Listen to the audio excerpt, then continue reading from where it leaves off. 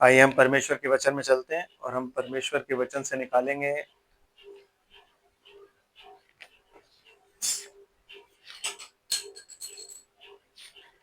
लूका 17।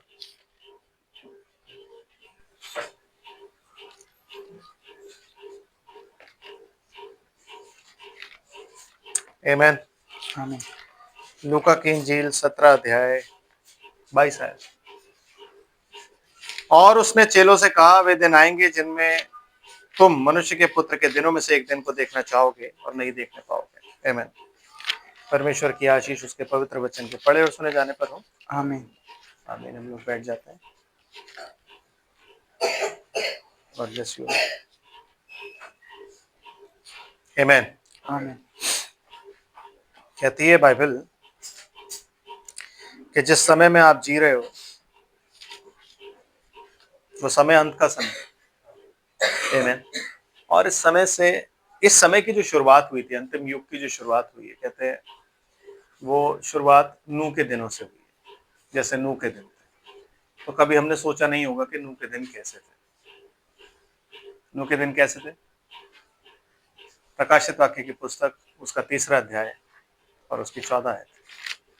थोड़ा सा नूह के दिनों का वर्णन सुन लेते हैं, वचन में क्या लिखा हुआ है उसके अनुसार चलते हैं। प्रकाशित वाक्य 3 अध्याय 4 आयत 14 आयत। और लौदीकिया की कलीसिया के दूत को यह लेख, ये संदेश आपके युग को दिया गया है और यही संदेश वहां था, क्योंकि जैसे नूह के दिन थे वैसे ही मनुष्य के पुत्र के दिन भी। आमीन। आमीन, तो ब्रदर क्या था? कि जो आमीन और विश्वास योग्य और आमीन मतलब उस युग का अंत जो था वो परमेश्वर के वचन से और नूह के उस जहाज से हुआ। तो उस युग का क्या हो गया? आमीन। आमीन। वो युग खत्म हो गया, क्योंकि यीशु मसीह जब 3 दिन जब वो मरने के बाद अधोलोक में जाता है नीचे, तो वो किन्हें प्रचार करता है? कैदी आत्माओं को नहीं, उन्हें प्रचार करता है जो नूह के समय में जो लोगों ने आज्ञा नहीं मानी थी। आमीन। उनको प्रचार करके आता है। यस ब्रदर, क्योंकि उसके बाद वाले युग में तो भविष्यवक्ता थे, उसके बाद वाले युग में सब कुछ। आमीन। सब ने सब कुछ बताया था, तो वो जाके बता के आता है, स्पेशली उन लोगों को कि जिसके बारे में कहा गया था वो मैं। एंड ब्रदर, जो आमीन और विश्वास योग्य और हाँ। सच्चा गवाह है और परमेश्वर की सृष्टि का मूल कारण है। हाँ, दिस वाज द मैसेज कि परमेश्वर की सृष्टि का मूल कारण मैं ही हूँ, जिसके बारे में बार बार तुम्हें बोला जा रहा था ना कि एक मेमना वध किया जाएगा और सब कुछ होगा। वो सृष्टि का मूल कारण मैं ही हूँ। कारण मतलब जिसके लिए, जिसके द्वारा और जिसकी खुशी के लिए और जिसकी मर्जी के लिए सब कुछ सृजा गया है, तो वो कारण मैं ही हूं। सृष्टि का मूल कारण मैं ही हूं। आमीन। मैं ही हूं। मैं मतलब वचन, क्राइस्ट, उसने इस सृष्टि को रचा है। परमेश्वर ने अपने मन में वचन को जब तक रखा तो वो उसके मन के विचार थे, और परमेश्वर ने जिस दिन उस वचन को बोला, इट बिकेम लॉगोस। आमीन। और लॉगोस क्या होता है? The spoken word. The spoken word is the seed of God. Seeds नहीं, is the seed of God. बीज है, और वो बीज जो है उसको बोलते हैं मोनोजीन। और मोनोजीन कौन था? कि हमने उसकी ऐसी महिमा देखी जैसे पिता के इकलौते की। आमीन। तो पिता का इकलौता कौन था? ही वॉज द मोनोजीन, एक सबसे पहले जो उत्पन्न हुआ, और वो कौन था? लॉगोस। इसलिए बाइबल कहती है आदि में वचन था, क्योंकि जो आदि है, जो बिगिनिंग है, वो कहां से शुरू हुई? वचन से। जब वचन बोला गया, आदि शुरू हो गई, बिगिनिंग शुरू हो गई, समय शुरू हो गया। उससे पहले सब क्या था? इटर्नल। आमीन। ठीक है ना? तो इटर्नल फादर तो है, इटर्नल सन नहीं है। सन तो पैदा हुआ है क्योंकि वो बिगॉटन है। तो अगर वो बिगॉटन है तो वो इटर्नल नहीं है। आमेन। Amen. ठीक है जी, तो संदेश आपके सामने। यस ब्रदर, क्या था? वो ये कहता है कि मैं तेरे कामों को जानता हूँ हाँ, कि तू ना तो ठंडा है और ना गर्म। ना तू ठंडा है और ना तू, मतलब उस युग के लोग जो थे ना ठंडे ना गर्म थे। उस युग के लोग कैसे थे? गुनगुने। इसीलिए परमेश्वर के पुत्रों ने मनुष्य की पुत्रियों, हाँ, और इसीलिए मनुष्य के पुत्रों ने परमेश्वर की पुत्रियों को देखा, तो वहां पे क्या हो रहा था? गुनगुनापन आ गया था। उतने गर्म नहीं रहे थे वो लोग, गर्म जोशी नहीं थी, गुनगुने होते जा रहे थे। और गुनगुने होके वो क्या होते जा रहे थे? मिक्स। गुनगुना जो होता है मिक्स होता है। ठंडे और गर्म के बीच की चीज जो होती है उसको क्या बोलते हैं? गुनगुना, विच इज कॉल्ड मिक्सिंग। जब पानी बहुत गर्म हो तो आप उसको ठंडा पानी मिला के क्या करते हो? गुनगुना बनाते हो ना, तो मिक्स करते हो आप। वो मिक्सिंग वहां पे हो रही है। तो यहाँ पे संदेश दिया जा रहा है, और ये संदेश नूह के समय का संदेश है कि नूह के समय में जैसा हुआ था वैसे ही मनुष्य के पुत्र के दिनों में भी होगा। जो दिन है, जो आज के, जो इस लौदीके कलीसियाई काल का युग जिसे आप ये दिन कहते हो, जिसमें वो कहता है उन दिनों में से एक दिन को तुम देखना चाहोगे और नहीं देख पाओगे। वो दिन कौन से हैं? नूह के दिन। इसलिए बाद में नूह के दिन लगाए जाते हैं। तो नूह के दिनों का समाचार। Yes brother. भला होता कि तू ठंडा या गर्म होता, हाँ, सो इसलिए कि तू गुनगुना है और ना ठंडा है और ना गर्म, मैं तुझे अपने मुंह में से उगलने पर हूँ। मैं तुझे अपने मुंह में से उगलने पर हूं। परमेश्वर के मुंह में क्या रहता है? उसका वचन, which means life, which means light. और मैं तुझे उस वचन, उस लाइफ, उस लाइट में से क्या है? उगलने पर हूं। कि मैं तुझे थूक दूंगा, तो मैं तुझे फेंक दूंगा क्योंकि तू गुनगुना है। आमेन। समझ रहे हैं? और क्या हुआ उस टाइम पे? उस युग के लोगों के साथ यही हुआ कि परमेश्वर ने उस युग के इजराइल को क्या कहता है? इजराइल को कहता है जब तू कनान देश में जाए ना, मूर्ति पूजा मत करना। अगर तू मूर्ति पूजा करेगा और मेरे रहते तूने और देवताओं को अपना खुदा मान लिया और उनकी उपासना करी, तो वो देश तुझे उगल देगा, वैसे ही जैसे वो उन 7 जातियों को आज उगलता है। उगलना मतलब फेंक देना। आमेन। तो कनान देश क्या करेगा? तेरे को उगल देगा। और कनान देश ने 70 साल के लिए इजरायलियों को उगल दिया, थूक दिया। आमेन। तो परमेश्वर यहाँ पे क्या? रिजेक्ट कर दिया। उस जनरेशन को परमेश्वर ने क्या किया? अपने प्रेजेंस, अपने मुंह, अपनी वो लाइफ जो थी उसमें से निकाल दिया, इस वचन में से फेंक दिया। उनका कोई अस्तित्व नहीं है। अगर आप वचन से परमेश्वर आपको बाहर निकाल दे तो फिर आप खत्म है, क्योंकि इस वचन में ही लाइफ पाई जाती है। इसलिए भाई ब्रैनम बात बात पे ये कहते हैं कि अपने आप को वचन से घेरे रहो, क्योंकि शैतान सिर्फ एक चीज को नहीं छेड़ सकता, वो ये वचन है। तो अगर वचन से आप अपने आप को घेरे रहोगे तो वो आपका नुकसान नहीं कर सकता। लेकिन अगर आपने वचन को छोड़ा तो फिर वो आपका नुकसान कर सकता है। आमेन। तो कहता है कि मैं तुझे अपने मुंह से उगल दूंगा, वैसे ही जैसे उस टाइम पे उगल दिया। और तू जो कहता है कि मैं धनी हूँ और धनवान हो गया हूँ। ये उस युग के लोगों का एटीट्यूड था। समझ रहे? नूह के पास वो क्यों नहीं आया? क्योंकि ये लोग धनी थे। हम जानते हैं ना, साइंस बहुत एडवांस थी उस टाइम, टेक्नोलॉजीज बहुत ज्यादा थी। तो उस टाइम में लोग धनी थे और धनवान हो गए थे, और उन्हें किसी वस्तु की कोई घटी नहीं थी। वो नूह के पास क्यों आएंगे? अगर नूह एक जहाज बना रहा है और वो जहाज ऐसी लकड़ी का बना रहा है जो लोगों को बाय नॉलेज ये बात पता थी कि ये लकड़ी डूब जाएगी पानी में, तो वो उसमें क्यों आएंगे? उनके पास इतना धन था कि उन्होंने क्या किया? अपने जहाज बनाए, जैसे आज बन रहे हैं ना, जैसे आज बन रहे हैं, चट्टानों के बीचों में घर बन रहे हैं और ये तमाम चीजें हो रही हैं। तो वो लोग सोच रहे हैं वहां जाके बच सकते हैं, क्योंकि शायद उन्होंने प्रकाशित वाक्य पढ़ा नहीं है जहाँ पे लिखा वो जब पहाड़ों की खो में जाएंगे तो वहां चमगादड़ों के आगे अपनी मूर्तियां फेंक के कहेंगे हमें मेमने से और उससे जो सिंहासन पर बैठा है बचा लो।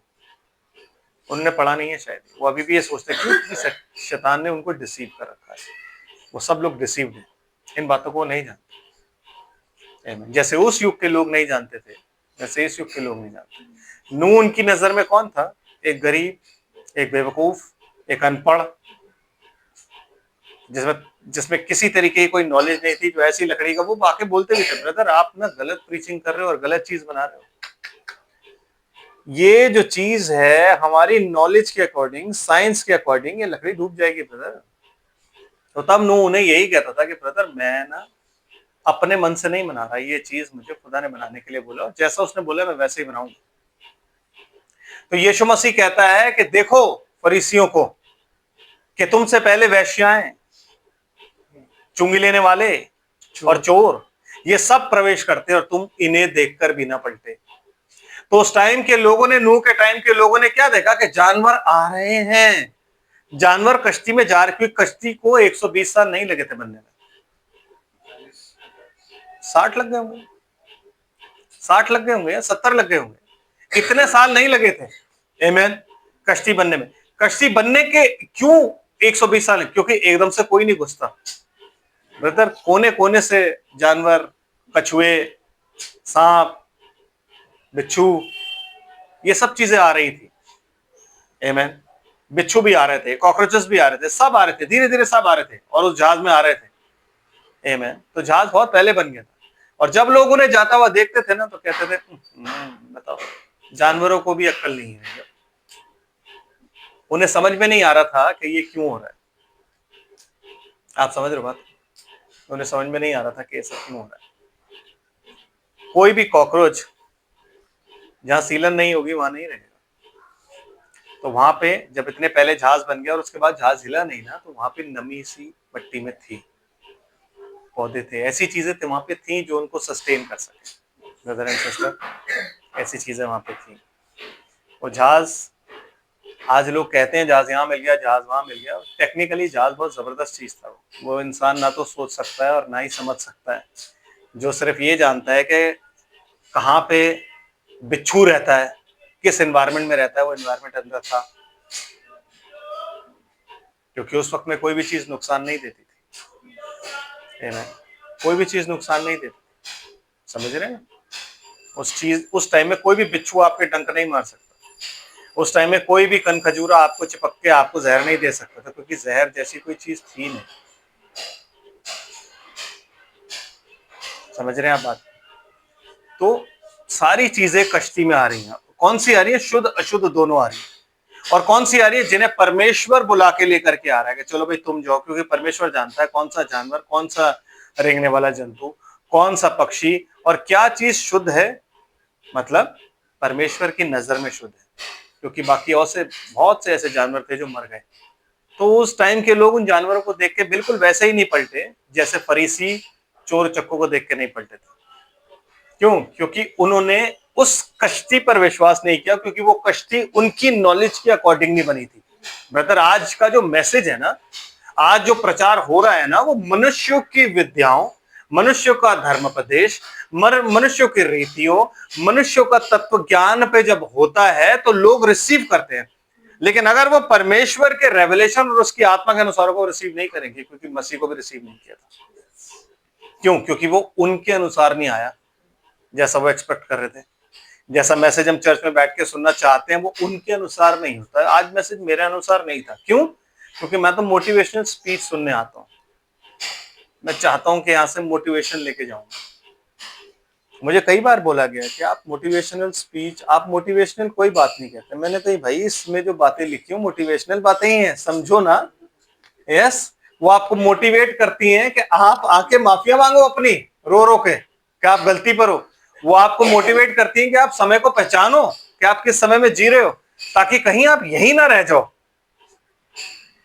आमीन। ताकि आप यही ना रह जाओ, तो वो मोटिवेट करती है, मोटिवेशनल ही है। कौन कहता है यीशु मसीह का प्रचार जो होता है वो मोटिवेशनल नहीं होता? बिल्कुल मोटिवेशनल होता है।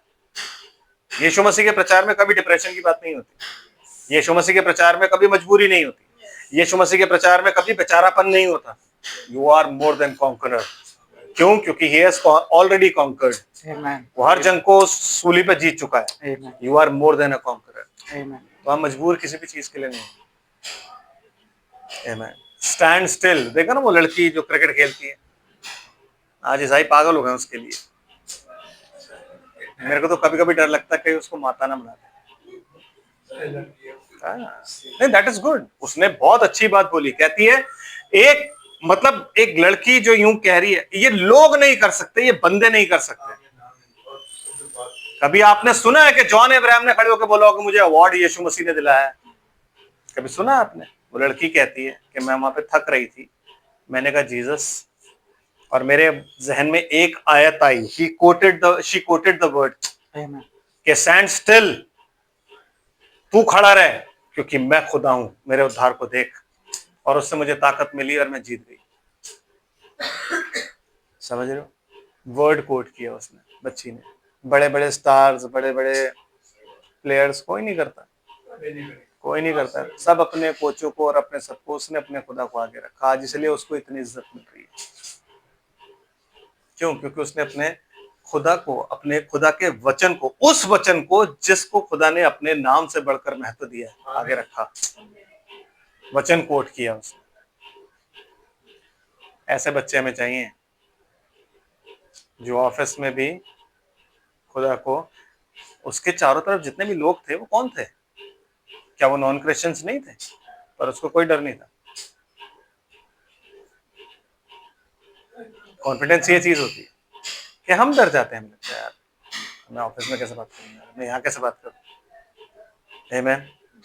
When God is with you and He is showing you कि भाई मैं तेरे साथ हूँ, तू सिर है और तू सिर ही रहेगा, तो उस चीज को समझ के और कॉन्फिडेंटली फिर उसमें चलना चाहिए। आमेन। समझ आ रहा है? यस ब्रदर, आगे चलते हैं। क्या लिखा हुआ है? और मुझे किसी वस्तु की घटी नहीं, और मुझे किसी वस्तु की घटी नहीं, और यह नहीं जानता कि तू अभागा और तुच्छ और कंगाल और अंधा और नंगा है। हाँ, ये सारी क्वालिटीज तेरे अंदर पाई जाती हैं। तू फिजिकल देखता है, मैं स्पिरिचुअल देखता हूँ। तू क्यों अभागा है कि तू उस कश्ती में नहीं जा पाएगा? तो क्यों नंगा है? क्योंकि तेरे पास धार्मिकता के ऐसे वस्त्र नहीं है कि तू पहन के यहाँ भी बच सके, क्योंकि जल प्रलय आने वाला है। इसलिए यीशु मसीह क्या कहता है? आने वाली घटनाओं से बचने और मनुष्य के पुत्र के सामने खड़े होने के योग्य तुम ठहरो। आमेन। अभागा है और अंधा है, तुच्छ है, कंगाल है। मतलब तू कह रहा है धनी हो, लेकिन ये तेरे जहाज बचेंगे नहीं। ये कोई भी टाइटैनिक जो तुम बना रहे हो ये बचेगा नहीं, क्योंकि तुम ये सोच रहे हो कि हमारी नॉलेज से हम लोग सरवाइव कर जाएंगे। आज भी लोग सोच रहे हैं। ब्रदर, यीशु मसीह ने क्यों कोट किया जैसे नूह के दिन थे? क्योंकि ये संदेश नूह के दिनों का ही है। नूह के दिनों में लोग बहुत रिलीजियस थे। रिलीजियस मतलब धर्म के मानने वाले, धार्मिकता के नहीं, धर्म के मानने वाले थे। आमेन। और उन लोगों ने धर्म में होके, अपने धर्म का पालन करते हुए नूह को रिजेक्ट कर दिया।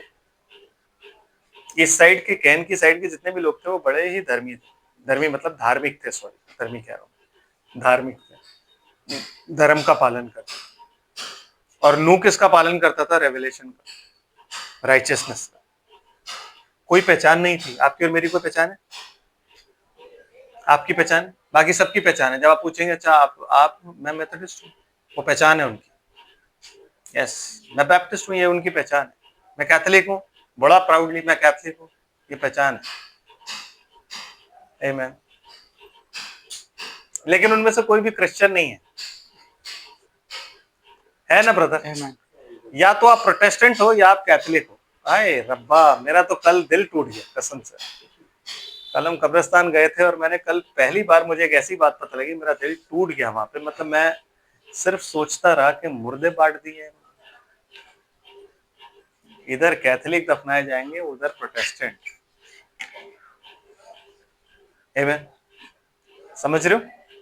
इधर कैथोलिक दफनाए जाएंगे, इधर प्रोटेस्टेंट। अच्छा, हिंदुओं में भी ऐसा होता होगा कि इधर जो है, या जो शेड्यूल कास्ट है वो यहाँ दफनाए जाएंगे, जो ब्राह्मण है वो वहां जलाए जाएंगे। ऐसा होता है क्या? नहीं होता ना। तो आप तो उससे भी बदतर हो गए। सोचा आपने कैसे डिवाइड कर रखा है उन्होंने मौत भी डिवाइड कर दी, उसके बाद दफनाना भी डिवाइड कर दिया, क्योंकि उनको लगता है यहाँ के लोग जीवित होंगे और यहाँ के लोग जो हैं वो स्वर्ग में चले जाएंगे और इधर के लोग कहीं नहीं जाएंगे। बहुत दयनीय स्थिति है। यही उस वक्त में चल रहा था ब्रदर। इतना ही जबरदस्त तरीके से रिलीजन जो था वहां पे। माय गॉड, खुदा रहम करे। आमीन। आगे चलते भाई। इसलिए मैं तुझे सम्मति देता हूँ कि आग में ताया हुआ सोना मुझसे मोल ले, कि धनी हो जाए, और श्वेत वस्त्र ले ले कि पहनकर तुझे अपने नंगेपन की लज्जा ना हो, और अपनी आंखों में लगाने के लिए सुरमा ले कि तू देखने लगे। मैं जिन जिन से प्रीति रखता हूँ उन सबको उलाहना और ताड़ना देता हूँ। जो कि उस वक्त में चल रही थी। और जब उन्होंने उसकी बात नहीं सुनी तो कहता है अब परमेश्वर का आत्मा मनुष्य से सदा लौ विवाद ना करता करेगा, रहेगा। क्योंकि वो कर रहा था और वो रिबेल कर रहे थे। तो वो कहता ना करेगा। आमीन। उसने क्या किया, अपने आत्मा को उनसे मोड़ लिया। उस युग में परमेश्वर डायरेक्टली बात करता था जैसे आज कर रहा है। आप समझो इस चीज को, क्योंकि वो परमेश्वर के पुत्रों का युग था जैसे आज है। तो उस युग में भी परमेश्वर डायरेक्टली बात करता था, भविष्यद्वक्ताओं के द्वारा बात नहीं करता था। नो, जो परमेश्वर के पुत्र थे उनसे वो डायरेक्टली बात करता था और उन्हें डायरेक्टली समझाता था। वो नहीं समझते,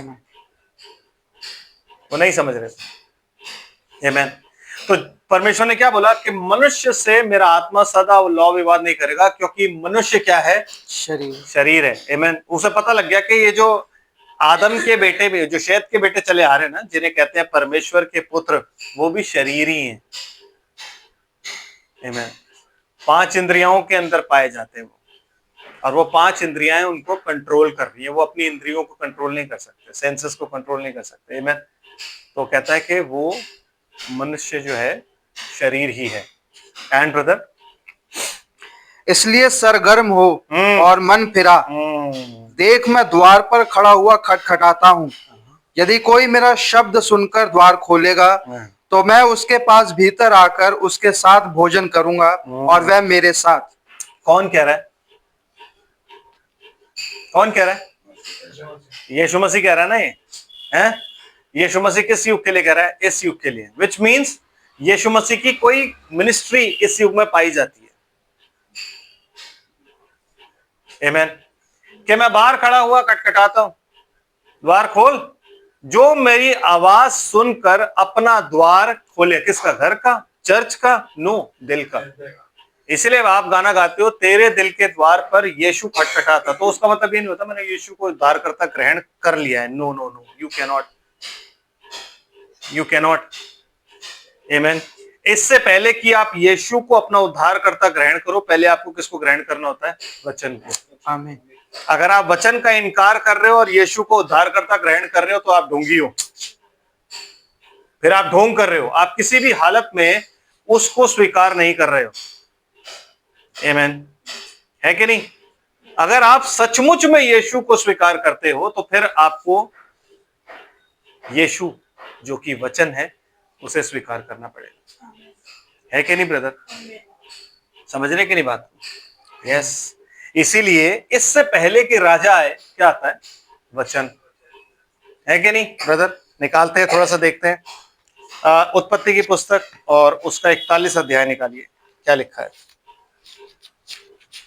उत्पत्ति की पुस्तक उसका 41 अध्याय और 42 से 43 आयत।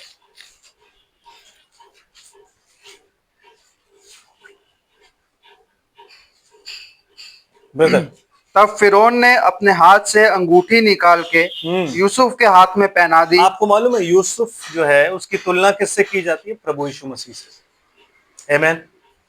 उससे की जाती है। तो यूसुफ जो जब फिरौन के सामने पहुंचाया गया, उसने सपनों का मतलब बता दिया, सब कुछ किया गया, तो फिरौन ने अपने हाथ से अंगूठी निकाली और अंगूठी निकाल के यूसुफ को पहना दी। और क्या बोला? और उसको बढ़िया मलमल के वस्त्र पहनवा दिए। क्या पहनाया उसको? बढ़िया मलमल के वस्त्र पहनाए और उसके गले में सोने की जंजीर डाल दी। हाँ जी। और उसको अपने दूसरे रथ पर चढ़वाया। और लोग उसके आगे आगे यह प्रचार करते चले। किसके आगे आगे? यूसुफ के आगे आगे क्या गया? पहले प्रचार, द वर्ड। उसके बाद यूसुफ की एंट्री होती है। क्या प्रचार कर रहे? कि घुटने टेक कर दंडवत करो। क्यों? और उसने उसको मिस्र के सारे देश के ऊपर प्रधानमंत्री ठहराया। प्रधानमंत्री उसने क्या किया? उसको ठहरा दिया। आमीन। आमीन। प्रधानमंत्री, प्रधानमंत्री पे ध्यान रखना आप। आमीन। क्योंकि ललकार और किसका शब्द? प्रधान दूत। यस। तो ध्यान रखना कि प्रधान कौन है। और इससे पहले कि प्रधानमंत्री आए, क्या आया? वर्ड आया, वचन है। मतलब उसकी प्रेजेंस से पहले क्या आता है? वचन आता है। मतलब इंट्रोडक्शन आता है कि यूसुफ आ रहा है, सब अपने अपने घुटने टेक लो। तो जो भी लोग थे, जो भी लोग चल रहे थे, उन्होंने क्या किया? अपने घुटने टेक लिए। क्यों? क्योंकि यूसुफ आ रहा है। स्पिरिचुअल मीनिंग है इसका। स्पिरिचुअल मीनिंग मतलब कहता है हर एक घुटना उसके आगे झुकेगा, हर एक जबान अंगीकार करेगी कि यीशु ही प्रभु है और मसीह है। हर एक घटना उसके आगे। लेकिन उस घुटने को झुकने से पहले, वो घुटना कब झुकेगा? जब प्रचार आएगा। आमीन। समझ रहे? जब तक आप उसके वचन को रिसीव नहीं करोगे, जब आप वचन रूपी यीशु को रिसीव नहीं करोगे, तो जब वो बादलों पर आएगा तो आप उसे रिसीव नहीं कर सकते, क्योंकि आप रिकॉग्नाइज नहीं कर पाओगे। तो जितनों ने सुना उन्होंने घुटने टेक लिए, जिन्होंने नहीं से क्या उन्होंने घुटने टेके नहीं, क्योंकि उन्होंने तो सुना ही नहीं।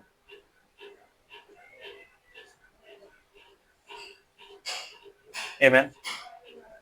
पहला शमूएल 18 अध्याय 6 और 7 आयत।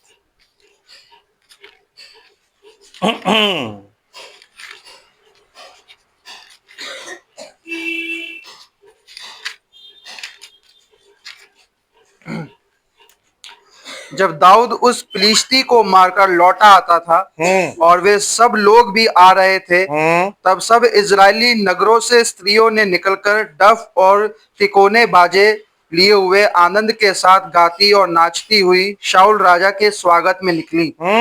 शाऊल बादशाह के स्वागत में वो निकली। और वे स्त्रियां नाचती हुई एक दूसरी के मतलब साथ, इससे जब राजा लड़ाई लड़के आ रहा है वापस, तो स्त्रियां जो हैं वो उसका वेलकम करने के लिए निकली हैं, बिल्कुल वैसे ही जैसे मूर कुमारियां और बुद्धिमान कुमारियां निकली हैं ब्रदर, वेलकम करने के लिए। आमीन। लेकिन जाते जाते क्या हो गई? सुस्त हो गई। और सुस्त होते ही क्या हुआ? आधी रात को धूम मची, देखो दूल्हा आने वाला है। और ये भी कुछ प्रचार करती हुई जा रही है। क्या प्रचार किया ब्रदर इन्होंने? और वे स्त्रियां नाचती हुई एक दूसरी के साथ यह गाती गईं कि शाऊल ने तो हजारों को, परंतु दाऊद ने लाखों को मारा है। दाऊद ने लाखों को मारा है। आमीन। आपको याद होगा जब दाऊद परमेश्वर की वाचा का संदूक जब लेकर के आ रहा था इजराइल में, यरूशलेम में वापस ला रहा था, तब क्या हुआ? जब उसे पता लगा कि वाचा का संदूक जो है वो पहुंच चुका है, द्वार पर है, तो वो गया वाचा के संदूक का स्वागत करने के लिए, और उसके आगे आगे दाऊद जो है नाचता बजा रहा है। तो इससे पहले कि वाचा का संदूक एंटर हो, दाऊद के पास क्या आया? समाचार। और जब समाचार आया तो वो उसे वेलकम करने के लिए गया। आमीन। ठीक है कि नहीं? तो इससे पहले कि बाइबल जो है ना वो टाइप एंड शैडो है, इसलिए पौलुस ने भी अपनी पत्री में कहा है कि पुराना नियम आपके लिए दृष्टांत की रीति पर लिखा गया है। तो आपको ये चीज समझनी है कि पुराने नियम में ऐसी कौन सी बातें लिखी हुई हैं जिनको पढ़ के हम समझ सकते हैं कि यार ये चीजें जो हैं ये आने वाले समय की प्रतिछाया है। प्रतिछाया मतलब शैडो है। आमीन। शैडो में आपको क्लियर नहीं दिखता। अगर आप अपनी परछाई को देखोगे तो आपकी परछाई में आपको आप क्लियर नहीं दिखोगे, लेकिन एक आपको शैडो नजर आएगी जो आप ही की है, एक आउटलाइन नजर आएगी जो आप ही की है, तो उसको बोलते हैं शैडो। तो पुराने नियम में जो बातें लिखी हुई है ना वो इसलिए लिखी हुई है ताकि हम नए नियम को समझ सकें। इसीलिए जब चर्च में नया नियम दिया जाता है ना तो लोगों की समझ में नहीं आता कि क्या है, क्योंकि पुराने नियम को बिना पढ़े नए नियम को आप नहीं जान सकते। यीशु मसीह व्यवस्थाओं को, तमाम व्यवस्था को पूरा करने आया था। उसने व्यवस्था को कहीं भी काटा नहीं है। व्यवस्था कहती है कि तू अगर अपने भाई को मार देगा, किसी को मार देगा तो तुझे दंड मिलेगा। वो कहता तू अगर भाई को पागल ही बोल देगा ना, अगर तू क्रोध ही कर देगा तो तेरे को दंड मिलेगा। व्यवस्था कहती है कि अगर तू स्त्री पर कुदृष्टि, अगर तू स्त्री के साथ व्यभिचार करेगा, वो कहता कुदृष्टि डालेगा तो यीशु मसीह बहुत स्ट्रिक्ट था। ग्रेस आसान नहीं है ब्रदर एंड सिस्टर। जितनी आसान आज के पादरी लोग हमें बताते हैं और लोगों को सिखाते हैं, उतनी आसान नहीं है। ग्रेस, अनुग्रह का जो युग है वो बहुत कठिन युग है। अगर आप चौकन्ने नहीं रहे, इसलिए बार बार यीशु मसीह ने एक ही बात, इजरायली कभी चौकन्ने नहीं रहते थे। आपको बात मालूम है? उन्हें पता होता था गलती हो गई, हमने जाके मेमना चढ़ा देना है, बात खत्म। हमने जाके बैल चढ़ा देना है, बात खत्म। हमने जाके कबूतर चढ़ा देना है, बात खत्म। वो कभी चौकन्ने नहीं रहते थे, जो भी गलती हुई उसका सब कुछ दे दिया। लेकिन जैसे ही अनुग्रह का युग हुआ तो प्रचार क्या आया, जागते रहो और प्रार्थना करते रहो। क्यों? ताकि तुम परीक्षा में ना पड़ो। ब्रदर, अनुग्रह के युग में आपको ज्यादा चौकन्ना रहना है, क्योंकि अनुग्रह के युग में जब आप गलती करते हो तो आप भुगतोगे। लॉ में नहीं भुगत रहे थे आप। Law was much easier. कानून और व्यवस्था जो थी वो बहुत आसान थी। उसमें तो गलती करी और चढ़ा दी भेंट, वो व्यवस्था के अनुसार जो भी लिखा हो चढ़ा दिया, बात खत्म। उसमें हमें क्या लेना देना। लेकिन जब आप अनुग्रह के युग में आते हो ना, तो अनुग्रह के युग में शैतान फाड़ खाने वाले शेर की नाई घूम रहा है कि किसको कैसे पकड़े और मार डाले। क्योंकि अनुग्रह का युग जो है वो स्पिरिचुअल युग है, वो शारीरिक नहीं है। लॉ शारीरिक था, व्यवस्था शारीरिक थी। अनुग्रह का युग आत्मिक है, और उस आत्मिक युग में आपको आत्मा में ही बने रहना है ताकि आप परीक्षा में ना पड़ो। आमीन। आपको चारों तरफ चौकन्ने होकर रहना है। आप समझ रहे हो ना मैं क्या कह रहा हूं? अगर आप रोड पे जा रहे हो, आप चौकन्ने नहीं हो गए, आप फोन देखते जा रहे हो, कोई भी आपके हाथ से फोन छीन के ले जाएगा। तो क्यों? क्योंकि आप चौकन्ने नहीं हो। आमीन, है ना? तो वैसे ही आपको अपनी स्पिरिचुअल लाइफ में हमेशा चौकन्ना रहना है, क्योंकि वो आपसे आपका बर्थराइट लेना चाहता है। आपका बर्थराइट लेना चाहता है। आपका बर्थराइट लेना चाहता है। वो चाहता है कि किसी भी तरीके से जो खुदा ने प्रॉमिस और बर्थराइट इनको दिया है ना, पहलौटे का हक दिया, वो मैं छीन लूं, क्योंकि आप सब पहलौटे हो। यीशु मसीह हमारा बड़ा भाई है। आमीन। एक प्रकार से पहले फल हम है, पहला मसीह है, फिर मसीह के बाद उसके लोग हैं। कौन लोग? हम लोग जो रेजरेक्शन, फर्स्ट रेजरेक्शन में जाएंगे। आमीन। उस पुनरुत्थान के भागी हैं, जिस पुनरुत्थान का भागी होने के बाद किसी पर भी मृत्यु की आज्ञा नहीं होगी जो उसका भागी हुआ। तो हम क्या हुए? यीशु मसीह हमारा बड़ा भाई और हम सब उसके छोटे भाई। और क्योंकि आप यीशु मसीह की देह हो, आप मसीह की देह हो, तो यीशु मसीह जब रेजरेक्ट हुआ आप भी साथ हो गए। इसे वो कहता है पहलौठों की साधारण सभा। पिछली बार पढ़ा था ना हमने, पहलौठों की। कौन से पहलौठे? मर के जी उठने वालों में जो पहलौठे हैं, उनकी साधारण सभा हम लोग पाए जाते हैं। आमीन। समझ रहे हैं? तो ब्रदर, हमने क्या पढ़ा? दाऊद के बारे में हमने पढ़ा कि जब वहां से चीजें आती थी तो हम सब कुछ देखते थे, हमारी समझ में आता था। इसीलिए बाइबल कहती है, पहले थिस्सलुनीकियों में जब हम पढ़ रहे थे तो वहां लिखा हुआ है कि प्रभु आप ही स्वर्ग से उतरेगा। आमीन। तो हम प्रभु आप उतरने को एक बार फिर से देखते हैं, प्रकाशित वाक्य की पुस्तक उसका 10 अध्याय है, और थोड़ा सा उस विजन को हम समझते हैं कि एक्चुअली ये सन ऑफ मैन की मिनिस्ट्री आपको, आपके लिए क्यों जरूरी है। क्योंकि जैसे याद रखिए, नूह का जिक्र इसलिए किया गया क्योंकि नूह के युग में लोगों ने नूह के प्रचार और उस आर्क को रिजेक्ट कर दिया। जो कश्ती वो बना रहा था, जो जहाज उसने बनाया, उसको रिजेक्ट कर दिया। यीशु मसीह के टाइम में लोगों ने यीशु मसीह को रिजेक्ट कर दिया। आमीन। और आज के टाइम में वही प्रचार और वही सब कुछ हो रहा है जो कि इस वचन पर बंधा हुआ है, क्योंकि परमेश्वर वचन से बंधा हुआ है। तो वही प्रचार जब इस युग में चल रहा है तो लोग उस प्रचार को ही रिजेक्ट कर रहे हैं, उस वचन को ही रिजेक्ट कर रहे हैं। सेम है। इसलिए उस बात का उसने आपसे उदाहरण दिया, और लूत का भी उदाहरण दिया। आमीन। तो लूत जो है वो एक तरीके से इजराइल को रिप्रेजेंट करता है। इसलिए आपकी बाइबल में लिखा हुआ है कि जो दूत मारे जाएंगे, कहाँ मारे जाएंगे? यरूशलेम में, जिसे आत्मिक रीति से सदोम और मिस्र बोला जाता है। आमीन, है ना? तो आत्मिक रीति से उसको क्या बोला जाता है? सदोम और मिस्र।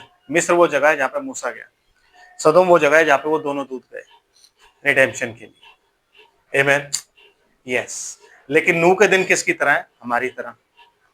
क्योंकि ब्रदर एंड सिस्टर, नूह जो था वो इजरायली नहीं था। नहीं। वो परमेश्वर का पुत्र था। और आज के युग में जो जिंदा हैं, जो प्रभु में पाए जाते हैं, जिन्होंने उसको, कहता है जितनों ने उसको ग्रहण किया, मतलब परमेश्वर के वचन को ग्रहण किया, उतनों को उसने अपनी संतान होने का अधिकार दिया, पावर दी, अथॉरिटी दी है। तो आप में क्या है? बच्चे खुदा के। कब? जब हम उसके वचन को एक्सेप्ट करते हैं। आमीन। समझ आ रहा है? तो ब्रदर क्या लिखा हुआ है? प्रकाशित वाक्य 10 अध्याय पहली आयत।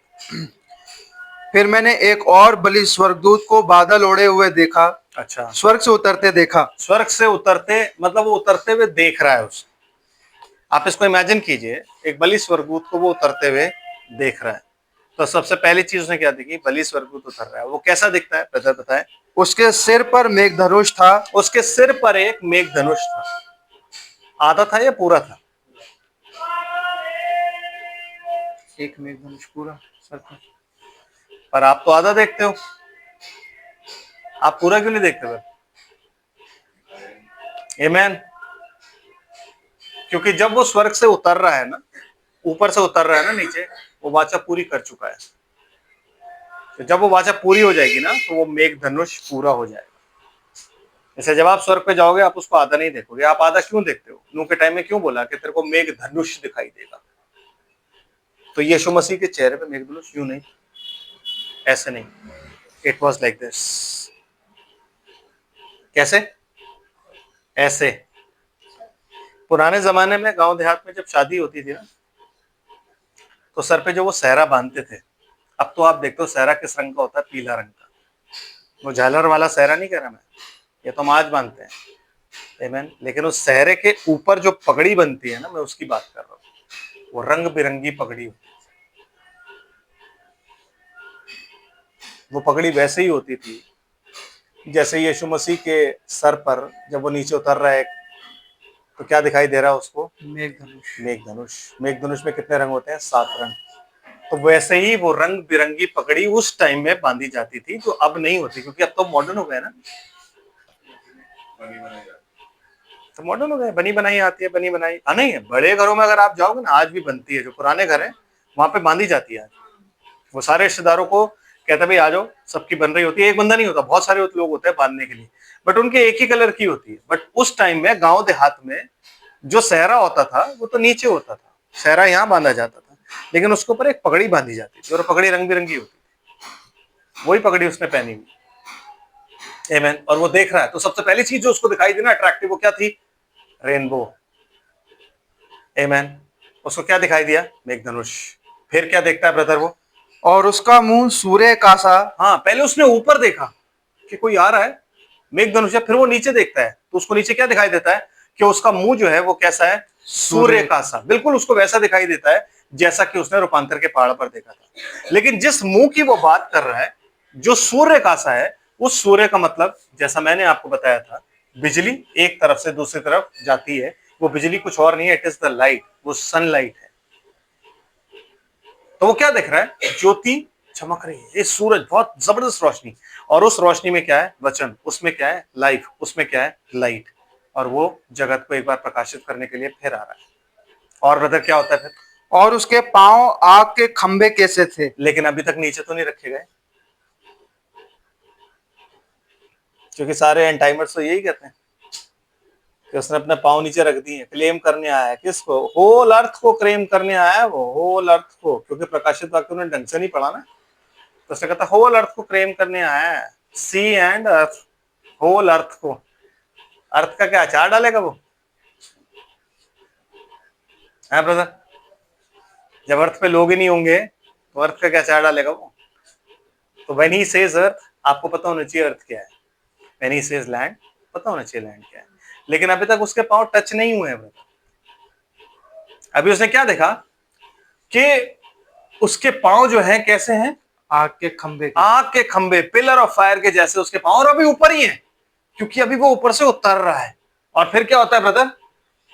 और उसके हाथ में एक छोटी सी खुली हुई पुस्तक अभी भी पैर नीचे नहीं लगे हैं। आप इस चीज को देखो, और उसे दूर से देख लिया, उसके हाथ में एक छोटी हुई खुली हुई। आमीन। 7 सील्स बुक जो है, ओपन बुक है।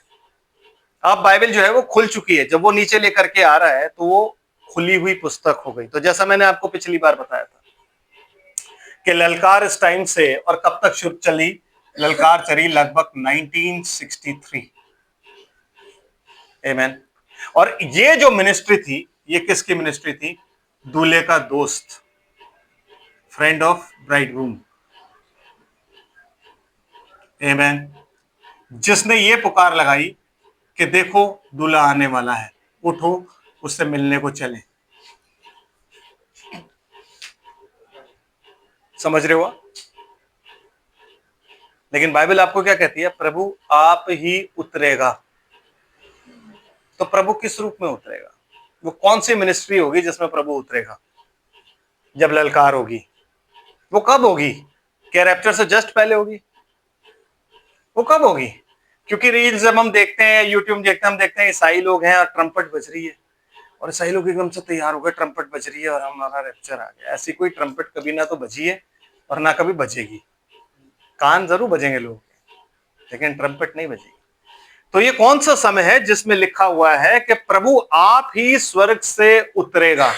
ब्रदर, ये वही समय है जिसके बारे में यीशु मसीह कहता है कि जैसे मनुष्य का पुत्र का आना भी वैसे ही होगा, जैसे बिजली पूरब से निकल के पश्चिम तक जाती है। और यहाँ पे क्या हुआ? सांझ के समय उजियाला हुआ, लेकिन धुंधला हुआ। उजियाला क्या था? पवित्र आत्मा का एक बार फिर से उतरना। लेकिन वो धुंधला था। क्यों? क्योंकि क्लियर उसमें ये वर्ड नहीं दिख रहा था। उनको नहीं दिखा क्लियर क्या है। वो क्लियर दिखाने के लिए उनको एक दूल्हे के दोस्त की जरूरत थी जो यहां के पुकार लगाए कि देखो दुलाने वाला है। आमीन। लेकिन उसके प्रचार में कौन था? ये वचन। तो इससे पहले की, जैसे यूसुफ आए उससे पहले क्या आया? वचन। जो वाचा का संदूक आया उससे पहले क्या आया? वचन। इससे पहले कि शाऊल अपने गोलियत को मार के और जंग जीत के वापस आए, क्या आया? वचन। दाऊद नहीं, शाऊल। आप ही ने तो पढ़ा, भूल गए?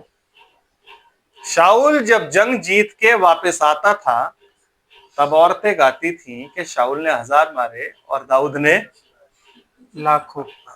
शाऊल ने 10,000 मारे और दाऊद ने कितने मारे? जंग कौन जीत के आ रहा है? दाऊद नहीं जीत के आ रहा ब्रदर, वो राजा नहीं था। अगर मैं एक प्यादा हूं और अगर मैं राजा को मार भी देता हूं तो जंग ने मैंने नहीं जीती है, किसने जीती है? यस। इसीलिए वो खुंदा खा गया कि राजा तो मैं हूं, ये दाऊद के बारे में कैसे बोल रही है। वो तब से दाऊद से नफरत करेंगे। समझ रहे हैं आप? हैं? Yes brother. तो जंग जीत के कौन आ रहा है? जंग जीत के आ रहा है शाऊल। और उसके आगे क्या आ रहा है? प्रचार। यीशु मसीह इस अर्थ पर रूल करने के लिए आने वाला है।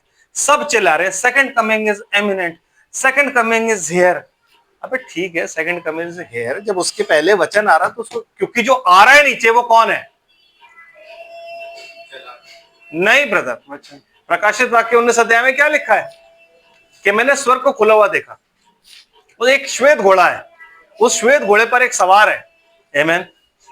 एक सवार है, उस सवार के जो वस्त्र हैं वो खून से, क्या लिखा? फिर मैंने स्वर्ग को खुला हुआ देखा। हाँ। और देखता हूँ कि एक श्वेत घोड़ा है। हाँ। और उस पर एक सवार है। हाँ। जो विश्वास योग्य और सत्य कहलाता है। हाँ। और वह धार्मिकता के साथ न्याय और लड़ाई करता है। यस। उसकी आंखें आग की सी ज्वाला है। यस। और उसके सिर पर बहुत से राजमुकुट हैं। यस। और उसका एक नाम लिखा है। एक नाम लिखा हुआ है जो उसको छोड़ कोई नहीं जानता। It's a secret name. और जो हम पे कब जाहिर होगा? जिसे उसको छोड़ और कोई हम नहीं पे जानता। कब जाहिर होगा? जब हम पत्नी बन जाएंगे ब्रदर। उससे पहले हमें वो नाम नहीं पता ना। आमीन। उससे पहले हमें वो नाम नहीं पता। जब आप पत्नी बन जाओगे वो आपको ऊपर लेके जाएगा, सबसे पहले आप नाम जानोगे।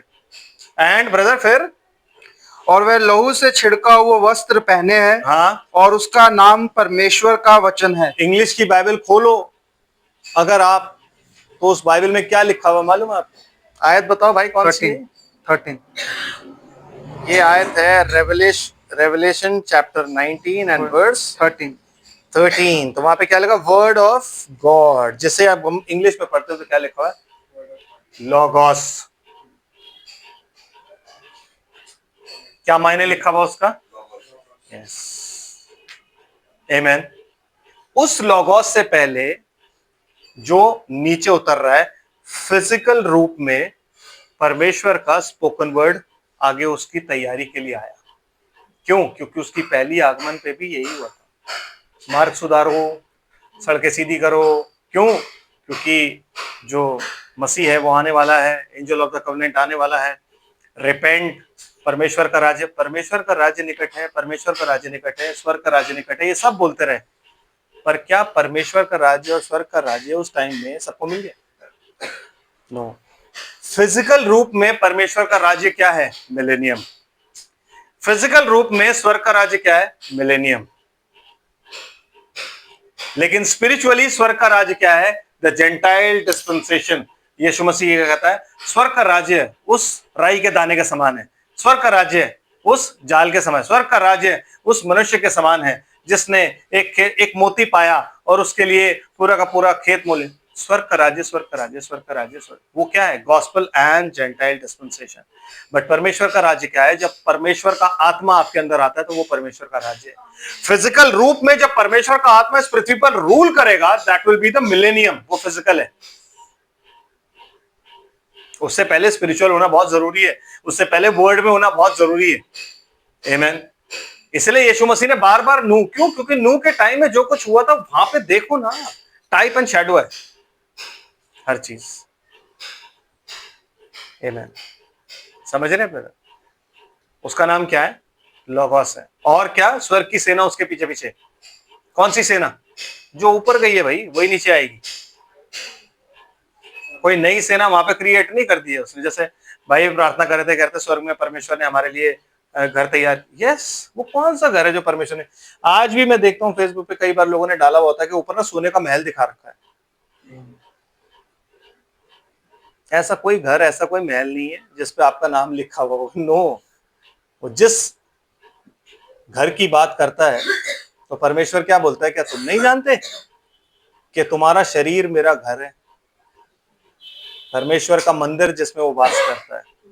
आमेन, है ना? तो जो घर वो ऊपर बनाने, कहता मेरे पिता के घर में बहुत से, पिता के मैंशन में, मेरे पिता के मैंशन में बहुत से घर हैं, मैं तैयार करने जाता हूं तुम्हारे लिए। आमेन। सॉरी, मेरे पिता के घर में बहुत से मैंशन हैं, मैं वो तैयार करने जाता हूं। तो वो जो तैयार करने गया, वो क्या तैयार करने जा रहा है? हमारी अविनाशी देह।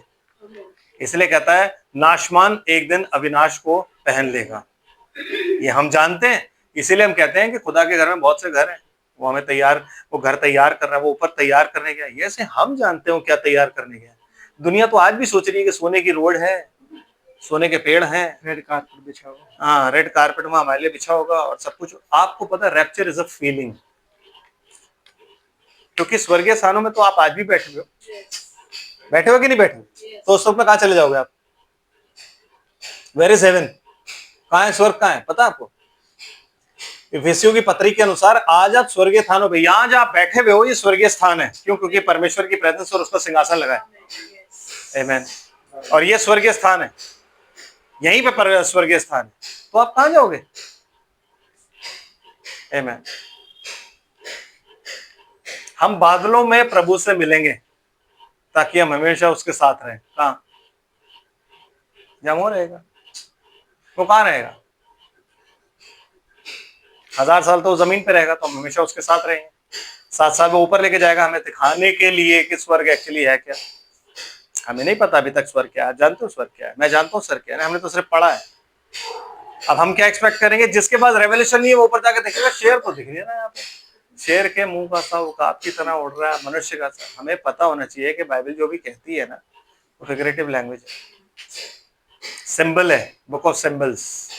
प्रकाशित वाक्य की पुस्तक जो है वो सिर्फ चिन्हों के द्वारा आपको बताती है कि क्या क्या चीजें हैं। और ये तब तक हम नहीं समझ सकते जब तक हम आत्मा में नहीं आ जाएंगे। क्योंकि यूहन्ना जब आत्मा में था ना, तभी वो ऊपर गया और जाके उसने चीजें देखी। तो इससे पहले कि आप इन चीजों को समझो, आपको आत्मा में आना है, तब आप इन चीजों को समझो। आमेन। Yes brother. नहीं, वापस आए थे रेवलेशन 10। तो वो दूर से देख रहा है। क्या देख रहा है? वो ऊपर से देख रहा है कि उसके पांव जो है ना, वो कैसे पिलर ऑफ फायर। आमेन। और उसके हाथ में क्या है? एक खुली हुई पुस्तक है। मतलब ये वो पुस्तक है जो आज खुल चुकी है, जो आज से पहले कभी नहीं खुली। ये पुस्तक कब? अब 7th सील जो है, जो हम कहते हैं कि 7th सील, 7th सील भी ओपन हो गई। हुई कि नहीं? नहीं हुई? अरे 8 अध्याय निकालो प्रकाशित वाक्य, पहली आयत। और जब उसने 7वीं मोहर खोली, खोली मतलब ही ओपन्ड, और तो स्वर्ग में आध घड़ी तक सन्नाटा छा गया। छा गया। किसी ने कोई एक्टिविटी नहीं करी, लेकिन एक बंदा है जो देख रहा है क्या हो रहा है। एक इंसान है जो देख रहा है क्या हो रहा है। आमीन। और क्या लिखा है वहां पे? और मैंने उन सातों स्वर्गदूतों को जो परमेश्वर के सामने खड़े रहते हैं देखा, मैंने देखा, और उन्हें 7 तुरियां दी गई। उन्हें 7 तुरियां दी गई। मतलब 7 सील जो है वो एंड की स्टार्टिंग है। अंत कहां से शुरू होगा? 7वीं तुरी से। आमीन। और उस 7वीं तुरी में क्या था? आध घड़ी का सन्नाटा, पर एक व्यक्ति है जो देख रहा है। यस। और ब्रदर क्या लिखा है प्रकाशित वाक्य 10 अध्याय में? अब पढ़ो। और उसके हाथ में एक छोटी सी खुली हुई पुस्तक थी। हाँ, उसने अपना दाहिना पांव समुद्र पर हाँ, और बायां पृथ्वी पर रखा। अब रखा है।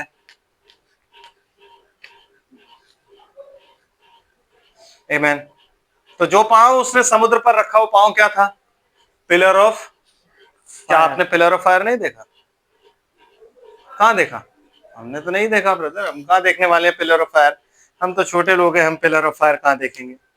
नहीं देखा आपने? नहीं देखा?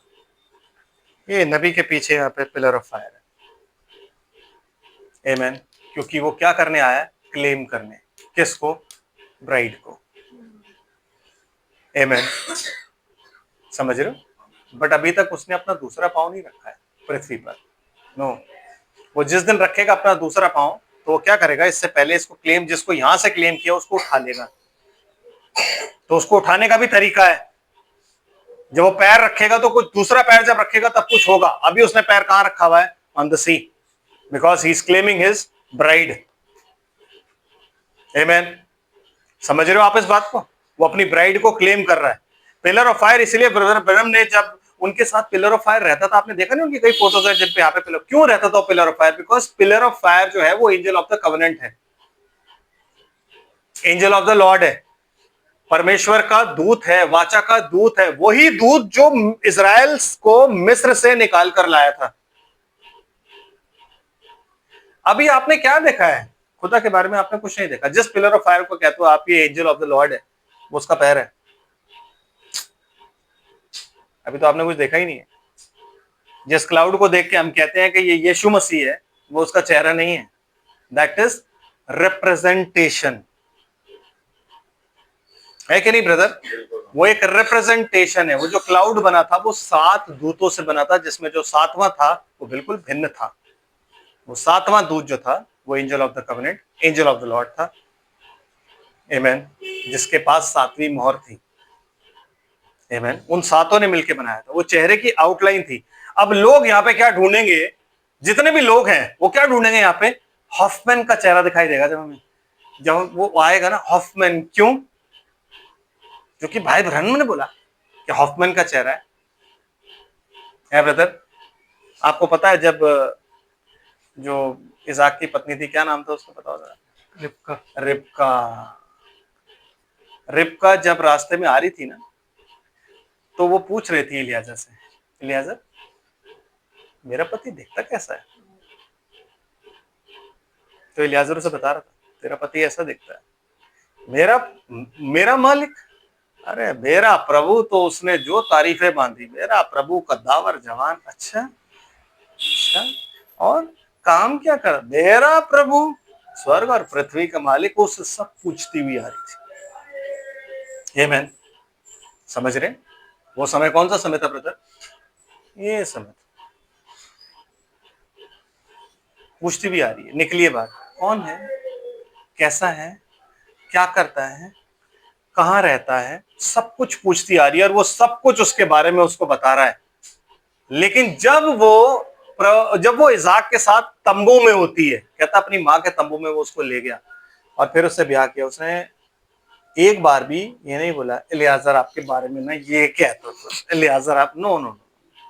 शी जस्ट इमेजिन्ड, हाँ जैसा इलियाजर ने बोला था ये वैसा ही है, जैसा इलियाजर ने बताया था ये वैसे ही। वो अपने मन में सोचती रही। आमीन। क्योंकि इलियाजर ने उससे झूठ नहीं बोला था। आज जो संदेश आपके पास है वो झूठा नहीं है। जो बोला गया वो सत्य बोला गया है। लेकिन आज आप कहां हो? अभी भी क्या आप ऊँट पे ही हो? एलियाजर बता, कैसा है मेरा पति? है कैसा दिखता है? Eliezer, Eliezer, Eliezer, Eliezer. Amen. वो पति यहां है ब्रदर। आज आप कहां हो ये आपको जानना बहुत जरूरी है। आमेन। आज आप कहां हो ये आपको जानना बहुत जरूरी है। तो ठीक है, उसने क्या देखा? Pillar of fire. और पिलर ऑफ फायर उसने जो समुद्र पे रखा था, वो समुद्र में पता लग गया। अभी तक वो ये सीरीज, अगर आप प्रकाशित वाक्य को सोचोगे ना, नबी ने क्या प्रीच किया? नबी कहता है कि प्रकाशित वाक्य में ना 6ठा अध्याय जिसमें सील्स हैं, और 6ठी सील और 8वीं सील में, सॉरी 7वीं सील में एक अध्याय है बीच में, 7वां। तो अभी एंड टाइमर्स क्या आने लग गए, अच्छा बीच में वो भी आता है तो बीच में हमें उसका भी प्रचार करना, वो वही है। ऐसा नहीं है, प्रकाशित वाक्य आगे पीछे लिखा हुआ है। अगर आप उसे सीक्रेटली वैसे ही पढ़ते रहोगे ना, तो आप फिर समझ लो आप नहीं कुछ समझ पाओगे। तो आपको क्या करना है? आपको प्रकाशित वाक्य की पुस्तक जब पढ़नी है तो आपको समझना है कि आगे पीछे लिखी हुई चीज है। आमेन। एंड ब्रदर, उसने अपना दाहिना पांव समुद्र पर और बायां पृथ्वी पर रखा और ऐसे बड़े शब्द से चिल्लाया। कब चिल्लाया? वो तब चिल्लाया जब उसने दोनों पांव रख दिए। उससे पहले वो कभी भी नहीं चिल्लाया। इसलिए आप जितना मर्जी कह लो कि 7 थंडर्स रिवील हो गए हैं, नहीं हुए। नो। आप जितना मर्जी कह लो भाई, हम पहले ये भी सुनते थे 7 थंडर्स बाइबल में है या नहीं है, तब हमें नहीं पता था, हम बोलते थे हैं। तो देखा बाइबल में है तो रिवील हो गए, 7 सील्स में है तो रिवील हो गए। लेकिन वो तो बाइबल में लिखा ही नहीं है। यूहन्ना के पास खुली हुई पुस्तक है, लेकिन उस खुली हुई पुस्तक में भी एक चीज ऐसी है जो लिखी हुई नहीं है। हाँ, उसे मना कर दिया कि ये मत लिख। एक चीज ऐसी है जो लिखी हुई नहीं है, और वो पुस्तक खुलने के बाद गरजा है, पहले नहीं गरजा। क्योंकि जब वो स्वर्ग से उतर रहा है तो उसके हाथ में खुली हुई पुस्तक तभी है।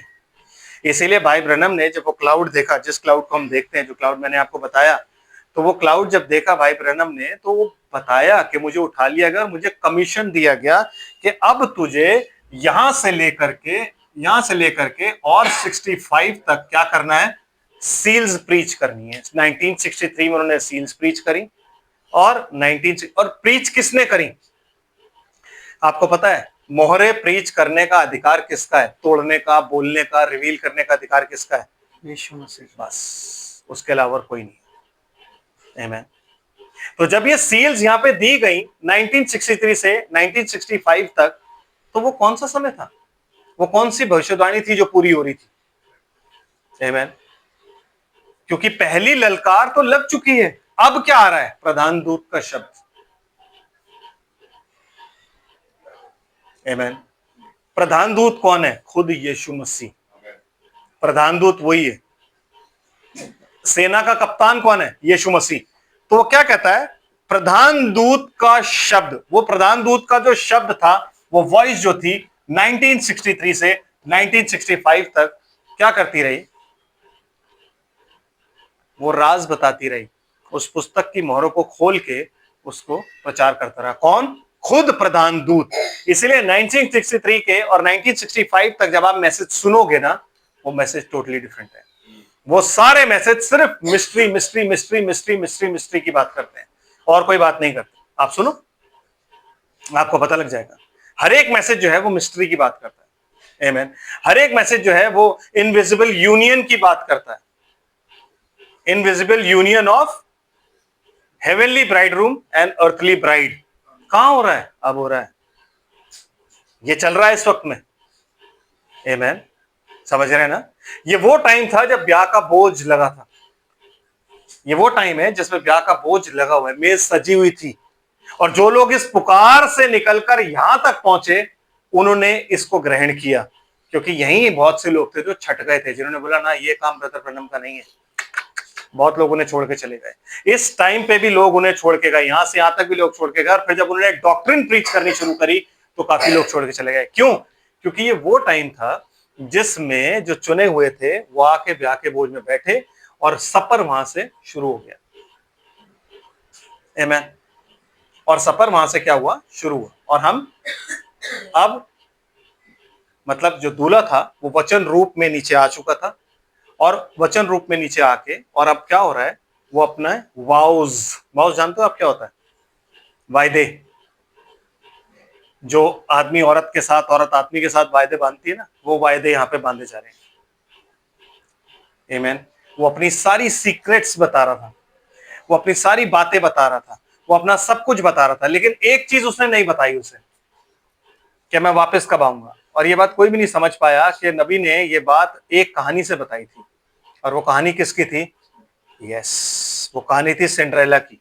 कि जब विलियम ब्रैनम ने बात आया कि जो जो प्रिंस था वो आता है और वो आके अपनी दुल्हने ढूंढ रहा होता है और उसे कोई दुल्हन नहीं मिलती, एक उसे बेचारी मिलती है जो गंदे कपड़े पहने होती है, जो बर्तन वर्तन कपड़े वपड़े धो रही होती है। वो कहता तुम क्यों नहीं आई? वो कहती है मुझे किसी ने बताया नहीं, और मेरे को टाइम भी नहीं मिला, मेरे को इन्होंने आने नहीं दिया, ये तो बहुत ज्यादा मेरे ऊपर। तो कहता ठीक है, मैं तुमसे ही शादी करूंगा, क्योंकि वो बहुत सुंदर थी। आमीन। और उसने उससे वायदा किया क्या, कि मैं आज से इतने दिन बाद आऊंगा। टाइम नहीं बताया, क्योंकि कोई भी टाइम नहीं बताता। शामुएल ने शाऊल को टाइम नहीं बताया था, कहता मैं 7 दिन बाद आऊंगा। समय बताया, 7 दिन की, 7वें दिन की मॉर्निंग में आऊंगा मैं, या मैं 7वें दिन के दोपहर को आ जाऊंगा। नहीं, 7वें दिन का टाइम जो था, 7वां दिन बीतता जा रहा है, और जब शाम हुई तो लोग अपने घरों को जाए जा रहे हैं, क्योंकि रात होने वाली थी। तो उनको लगा कि यार अब क्या करें, तो लोग तितर बितर होने लगे।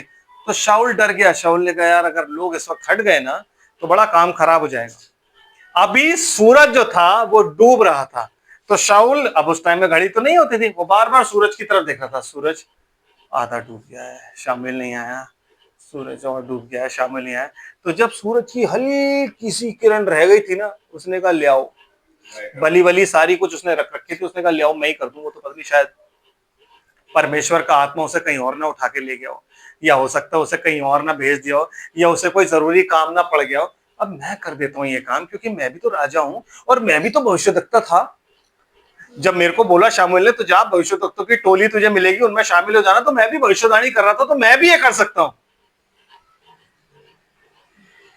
और उसने क्या किया बेचारा, जैसे ही उसने बलि करी, ऐसा लग रहा था जैसे शामुएल जो है ना पेड़ के पीछे छुपा हुआ है और दूर से देख रहा है, कि जैसे ही उसने बलि करी, करते ही शामिल निकल आया। ये क्या किया तूने? अरे प्रभु तू आ गया। अरे मैं प्रभु घबरा गया था, ये लोग मेरे पास से तू आ ही नहीं रहा था, वो हल्की सी क्रेन रह गई थी, रेस रह गई थी एक, बस मैंने कहा मैं कर देता हूँ, क्योंकि तू तो आया नहीं। टाइम कोई नहीं बताता, उस लड़की को टाइम नहीं बताता। उसने सिर्फ अपने लिए एक ड्रेस तैयार कर रखी थी, पाई पाई जोड़ के, जो आप और मैं कर रहे हैं आज, पाई पाई जोड़ के। तो जब वो दिन आया, आखिरी दिन, 1 साल के बाद वाला दिन आया, तो उसकी बहन जो थी, जिन्होंने उसको नौकरानी बना के रखा था, उन्होंने कहा था अरे वो नहीं आएगा, तेरे से शादी करेगा वो। हम इतनी सुंदर, हम इतनी पढ़ी लिखी, और हम इतने अच्छे कपड़े पहनती हैं, हम परफ्यूम लगाती हैं, हम सब कुछ करती हैं, रोज नहाती हैं, तेरे लिए आएगा वो? अरे बेवकूफ बना के गया वो, तेरे को नहीं आएगा। तो नहीं, 6 बजे उन्होंने बोलना शुरू, एक रात पहले उन्होंने बोला, फिर 6 बजे वो तीनों आके वहीं बैठ गई उसके पास और उसको डिमोटिवेट करने लगी, ताकि उसका विश्वास टूट जाए। इसलिए कहती है बाइबल कि जब मनुष्य का पुत्र आएगा तो क्या विश्वास पाएगा? तो मनुष्य का पुत्र जब बादलों पर आएगा इस पृथ्वी का न्याय करने, वो तब के लिए नहीं लिखा हुआ है ब्रदर, वो कब के लिए लिखा हुआ है? जब वो वचन रूप में आएगा। तो वो कहता है क्या विश्वास पाएगा? नहीं। आज विश्वास इस वचन पर है? नहीं है, नहीं है विश्वास, किसी को विश्वास नहीं है इस वचन पर, किसी को विश्वास नहीं है। क्यों? इसीलिए लोग अपने लिए लोगों को ढूंढ रहे हैं, प्रीचर्स को ढूंढ रहे हैं, बड़े बड़े प्रचारकों के पास जाते हैं। क्यों? क्योंकि उसके पास है। वो भूल गए कि यीशु मसीह ने कहा था देखो तुमसे कहेंगे यहाँ है वहां है, चले मत जाना, मैंने तुमसे पहले से कह दिया है। आमीन। मैंने तुमसे पहले से कह दिया है। क्या कह दिया है? कि जैसे बिजली, मतलब उसने उस टाइम में बता दिया कि वेस्ट में ही आएगा, और वेस्ट के बाद फिर पूरे वर्ल्ड का चक्कर लगा के इजराइल चला जाएगा, क्योंकि वेस्ट कोस्ट से आगे कहां जाएगा? लाइट कहीं नहीं जाएगी, वापस ईस्ट कोस्ट पे आएगी। आमीन। तो कैसे आएगी? यहां से फिर वो चक्कर लगाएगी, चक्कर लगा के और फिर वापस ईस्ट पे आ जाएगी। यही यीशु मसीह ने जानबूझ के पहले बताया उन लोग को, सबको। कहता मैंने तुम्हें पहले से कह दिया है इसलिए इसका प्रचार, इस मैसेजेस की टेप्स पूरे वर्ल्ड में पाई जाती हैं, हर जगह पाई जाती है, लेकिन लोग कटते हैं, अरे भैया ये लोग हैं, मेकअप ये मना करते हैं, जीन्स लड़कियां नहीं पहन सकती ये मना करते हैं, शराब सिगरेट ये मना करते हैं, लड़के स्टाइलिश कपड़े नहीं पहन सकते, बाल, ये सब चीजें, ये हर चीज ये मना करते हैं। भैया ऐसा कौन, ही तो पागल लोग हैं। लाइफ एंजॉय नहीं करते तो लोग यस, अब इतने स्ट्रेस के बाद लाइफ एंजॉय हम कैसे करेंगे? टीवी तक तो ये मना करते हैं। क्या टीवी नहीं होना चाहिए तुम्हारे घर में? है ना? यस।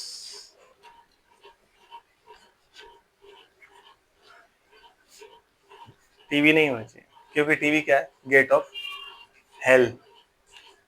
और ये बात नबी ने सही बोली। वो टीवी जो गेट ऑफ हेल था ना, आज वो छोटा होके फोन में बन गया और वो गेट ऑफ हेल ही है। आपको पता नहीं होता कि आप कितना टाइम उसमें स्पेंड कर देते हो और कम टाइम खुदा में स्पेंड करते हो। यस, क्योंकि शैतान इतना चालाक है, उसने कहा यार बड़ा टीवी तो ये जब घर ही आते हैं तभी देखते हैं। अभी भाई मुझे कल बता रहे थे कि रोड पे कहीं से आ रहे थे वो, तो एक आदमी अपने फोन को ही रगड़े जा रहा था और कार चला रहा था, कभी कार इधर घुसेड़ रहा था, कभी कार उधर घुसेड़ रहा, 3 बार मिनट लगते लगते बची है उनको। क्यों? क्योंकि लोग सचमुच में पागल हो गए हैं। हाँ, इस फोन ने लोगों को पागल कर दिया है। बिना फोन के उनको लगता है कि भाई साहब मेरी तो जिंदगी नहीं है, जीवन नहीं है मेरा, मैं मतलब लाइफलेस बंदा हूं। क्यों? क्योंकि मेरे पास फोन नहीं है। अगर आप आज नोकिया 3315 लेके घूमोगे ना, तो लोग आपको देख के बताएंगे अरे बेवकूफ आदमी, 3315 5G की तेरे पास ये है। लेकिन एक चीज हमेशा याद रखो, सक्सेसफुल वो होता है जो 3315 लेके घूमता है। हमारा बच्चा जेम्स जो है, उसके पास 3315 ही था और आज भी वैसा सही फोन है, बड़ा फोन नहीं है उसके पास, एंड ही इज सक्सेसफुल। आमेन। क्यों? क्योंकि देखो एक चीज हमेशा याद रखो, आपके पास किसी भी चीज की डिजायर कब आएगी? जब आप उससे मिली जुली हुई चीज अपने पास रखोगे। टेम्पटेशन कब आएगी? देखो टेम्पटेशन खाने की कब आती है? जब आप फोन में देखते हो, या जब आप उस जगह पहुंच जाओगे जहां पे वो खाना रखा होगा, तो वो आपको टेम्प्ट करेगा कि यार दोस्त थोड़ा सा तो खा ले, कोई बात नहीं थोड़ा सा, फिर आप खा लोगे। और जब आप खाओगे तो आप कहोगे अच्छा है, और ले आ, मन नहीं भरा, पेट भर गया मन नहीं भरा। मेन चीज तो ये होती है कि पेट भर जाता, मन नहीं भरता। वो मन को भरने के लिए पेट एक्स्ट्रा है। पेट क्यों निकले में आज? क्योंकि मन भर जाता है, ओ सॉरी पेट भर जाता है लेकिन मन नहीं भरता, तो पेट ही बाहर निकल गए। पुराने जमाने के लोग किस लिए गाते थे? पेट भरने के लिए। हम किस लिए गाते हैं? मन भरने के लिए। यस, आधा खाना अपनी आंखों से खा जाते हैं, हम क्या खाना है क्या खाना है क्या खाना है कर करके, बाकी खाना नाक से खा जाते हैं, क्या खुशबू है क्या खुशबू है कर करके, और फिर उसके बाद हम डालना शुरू करते हैं, तो फिर हम तो ना आंख की सुनते, ना नाक की सुनते, ना कान की सुनते, हम कहते जाए जा अंदर, जाए जा अंदर, जाए जा अंदर। पेट की भी नहीं सुनते, वो भी कह रहा था बस करो भाई। फिर कहते हैं हमने यहाँ तक खा लिया, भाई ये पेट नहीं है, पेट यहाँ से शुरू होता है और इधर तक रहता है, ये गला है। तभी फिर रात को नींद नहीं आती, आती है रात को नींद नहीं, फिर आपको तो ब्लोटिंग हो रही है। इसमें भाई किसकी गलती है? आपकी है। पेट के लिए खाना चाहिए था, आपने गले के लिए भी खाया, आपने सीने के लिए भी खाया, गुर्दे के लिए भी खाया, दिल के लिए भी खाया, सबके लिए खा लिया। अब सब परेशान है क्योंकि वो कहते हैं हमें तो खाना नहीं चाहिए। आमेन। पेट कहता है सर मुझे खाना चाहिए। समझ रहे हैं आप बात क्या कह रहा हूं मैं? आमेन।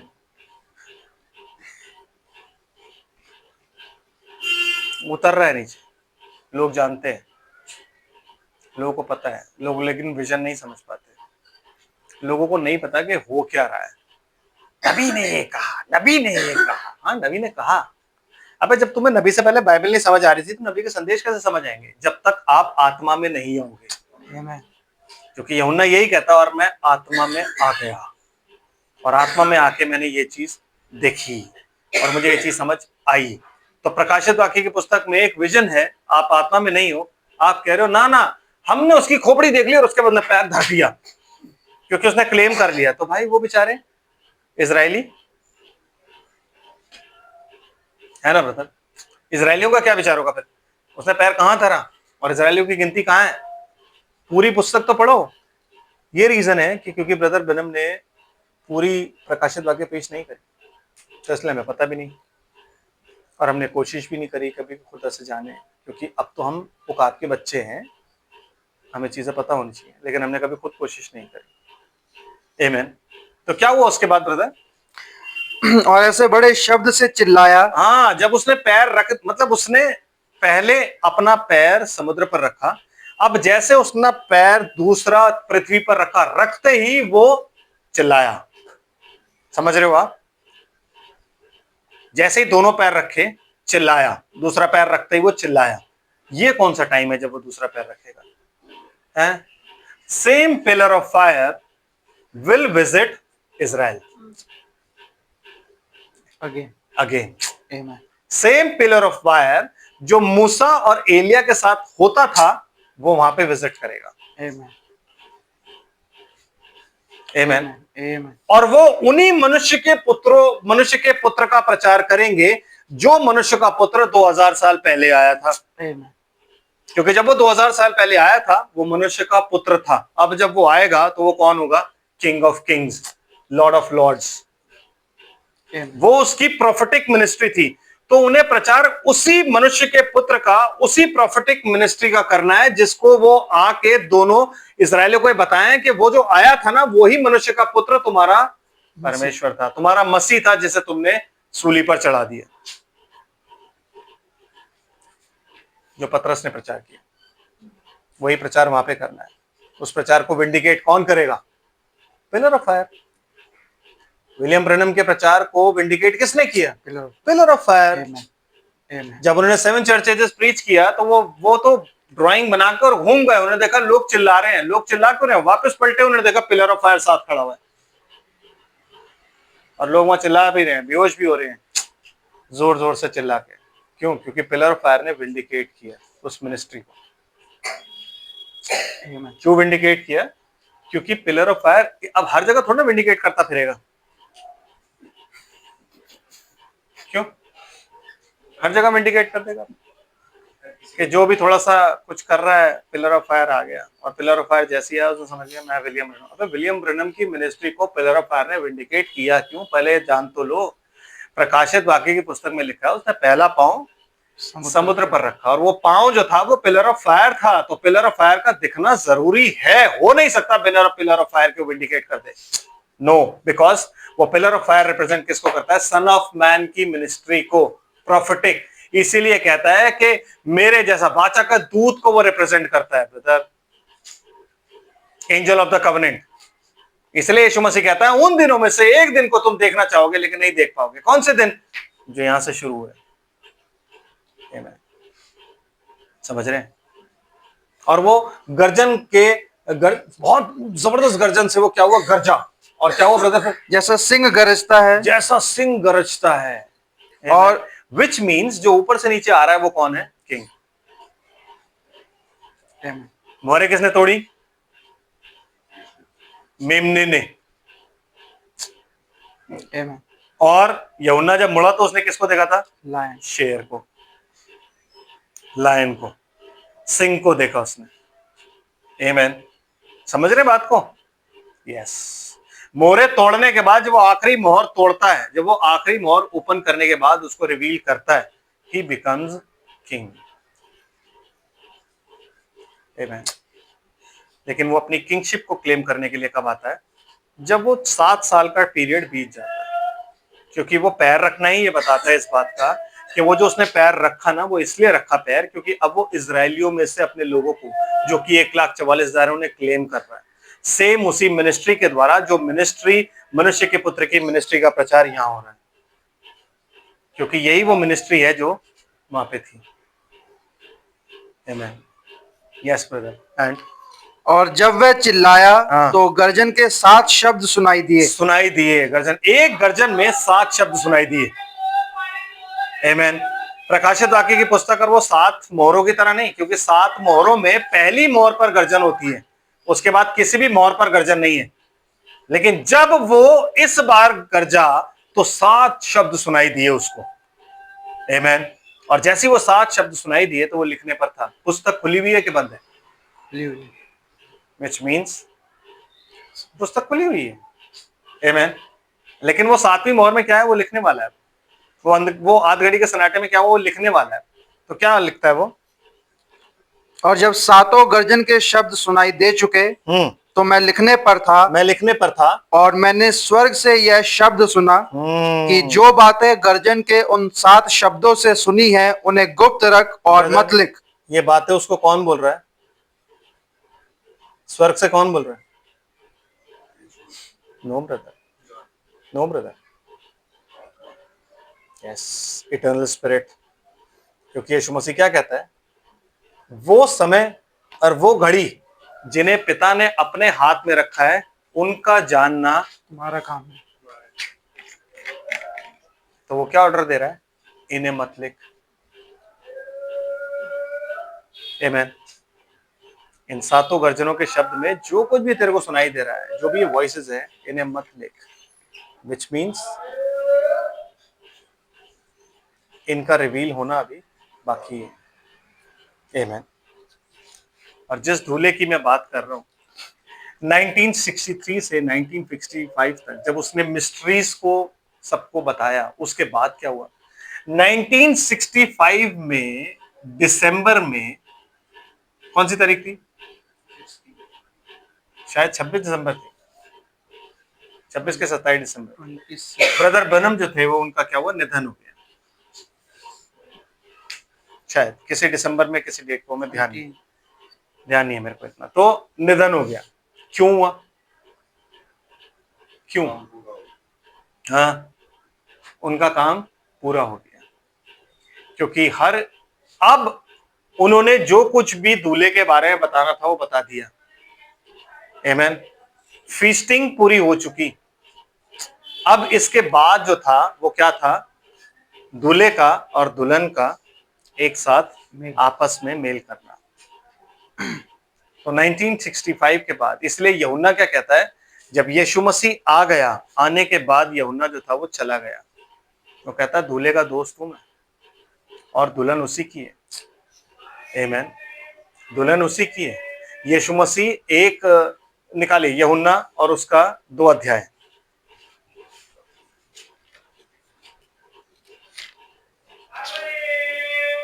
यूहन्ना 2 अध्याय, पहली आयत। फिर तीसरे दिन गलील के काना में किसी का ब्याह था, और यीशु की माता भी वहां थी, और यीशु और उसके चेले भी उस ब्याह में निवते गए थे। और जब दाखरस घट गया तो यीशु की माता ने उससे कहा कि उनके पास दाखरस नहीं रहा। यीशु ने उससे कहा, हे महिला, मुझे तुझसे क्या काम? मुझे तुझसे क्या काम है, पहले तो मुझे बता। Don't try to order make me your son. हे महिला, मुझे तुझसे क्या काम? आमेन। मेरा तुझसे कोई काम नहीं है। इसलिए आप जितनी मर्जी दुआएं कर लो, यीशु मसीह का उससे कोई काम नहीं है। क्योंकि वो भी रिक्वेस्ट होता है फिजिकली, शारीरिक रूप से मरियम वहां पे है और शारीरिक रूप से यीशु भी वहां पे है। तो यीशु को उठ के, हाँ मम्मी, हाँ मेरी माता, हाँ माता मरियम, बता क्या कहती है तू? बोलना चाहिए था नहीं? क्योंकि आज तो फादर यही सिखाते हैं ना कि सिर्फ वही है जो उसका गुस्सा शांत कर सकती है, लेकिन उसका एटीट्यूड तो देख लो, बदतमीज का। वो अपनी माँ को क्या कह रहा है? हे महिला, मुझे तुझसे क्या काम? आमेन। क्योंकि बचपन में भी उसने ये काम किया था। हे मेरे पुत्र, तेरा पिता और मैं कैसे तुझे ढूंढने, इतना कुड़ते कुड़ते 3 दिन लगे मैं तुझे ढूंढने में। तो उसने उनको एक टका सा जवाब दिया सबके सामने, क्या तुम्हें नहीं पता कि मुझे मेरे पिता के घर में होना है? तुम मुझे क्यों ढूंढते थे? हाय रब्बा, ऐसा बच्चा! हम तो बोले बदतमीज है बच्चा। आमेन। लेकिन जो वचन प्रचार करता ना, बदतमीज ही होता। यूहन्ना बपतिस्मा देने वाला बदतमीज नहीं था। आमेन। वो, उसको पता होता मुझे क्या बोलना है। तो कहता तुम मुझे क्लेम मत करो, मैं तुम्हारा बच्चा नहीं हूं, मैं खुदा का बेटा हूं।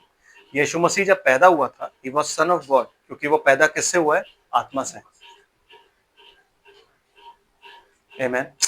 बट वो मसाया और अनॉइंटेड कब बना? जब उसका बपतिस्मा हुआ। समझ रहे बात को? इसीलिए वो कभी क्लेम नहीं कर सकती थी। आमेन। इसलिए वो कभी क्लेम नहीं कर सकती थी। वो आके उससे कह रही है, ए यीशु, तुझे, उसको पता है कि इसमें इतनी ताकत है कि ये वाइन बना सकता है। उसको पता है ये बात। क्यों? क्योंकि वो बचपन से उसे देखती आ रही है। शी नोज वो कौन है। तो आके कह रही है, यीशु, अरे मैं जुगाड़ करती हूँ। कहाँ खरीदने जा रहे हो? मैं भी करती हूँ जुगाड़। क्योंकि वो लोग कह रहे थे, भाई वाइन खत्म हो गई है, जाके लेके आओ। अबे यार, अब तो ठेके ही बंद हो गए होंगे। अच्छा रुको रुको, मैं करती हूँ काम कुछ। यीशु, बेटा उनके पास ना दाखरस खत्म हो गया। कहता है, महिला, मेरा तुझसे क्या काम। मरियम ने ये नहीं बोला, बेटा ऐसे नहीं कहते, सबके सामने बदतमीजी नहीं करते। मरियम वापस मुड़ गई और मुड़ के उसने क्या किया, तो बताओ। अभी मेरा समय नहीं आया। हाँ, उसकी माता ने सेवकों से कहा, यस, शी न्यू। क्योंकि जवाब उसने दे दिया, क्या अभी मेरा समय नहीं आया। उसने उसको बता दिया, ए महिला, तेरा मुझसे कोई काम नहीं है, अभी मेरा समय नहीं आया। जब मेरा समय आएगा मैं अपने आप सब कुछ कर दूंगा। ठीक है ना? तो अपने हिसाब से मुझे मत चला कि तू मुझे बोलेगी तब मैं करूंगा, ये नहीं होगा।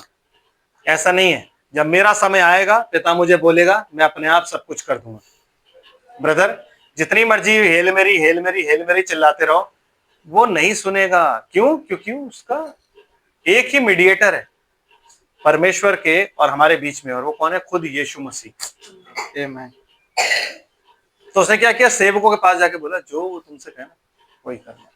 क्योंकि उसको पता था कि समय आएगा, ये अपने आप बना देगा। यस। फिर सेवकों से कहा, जो कुछ वह तुमसे कहे वही करना।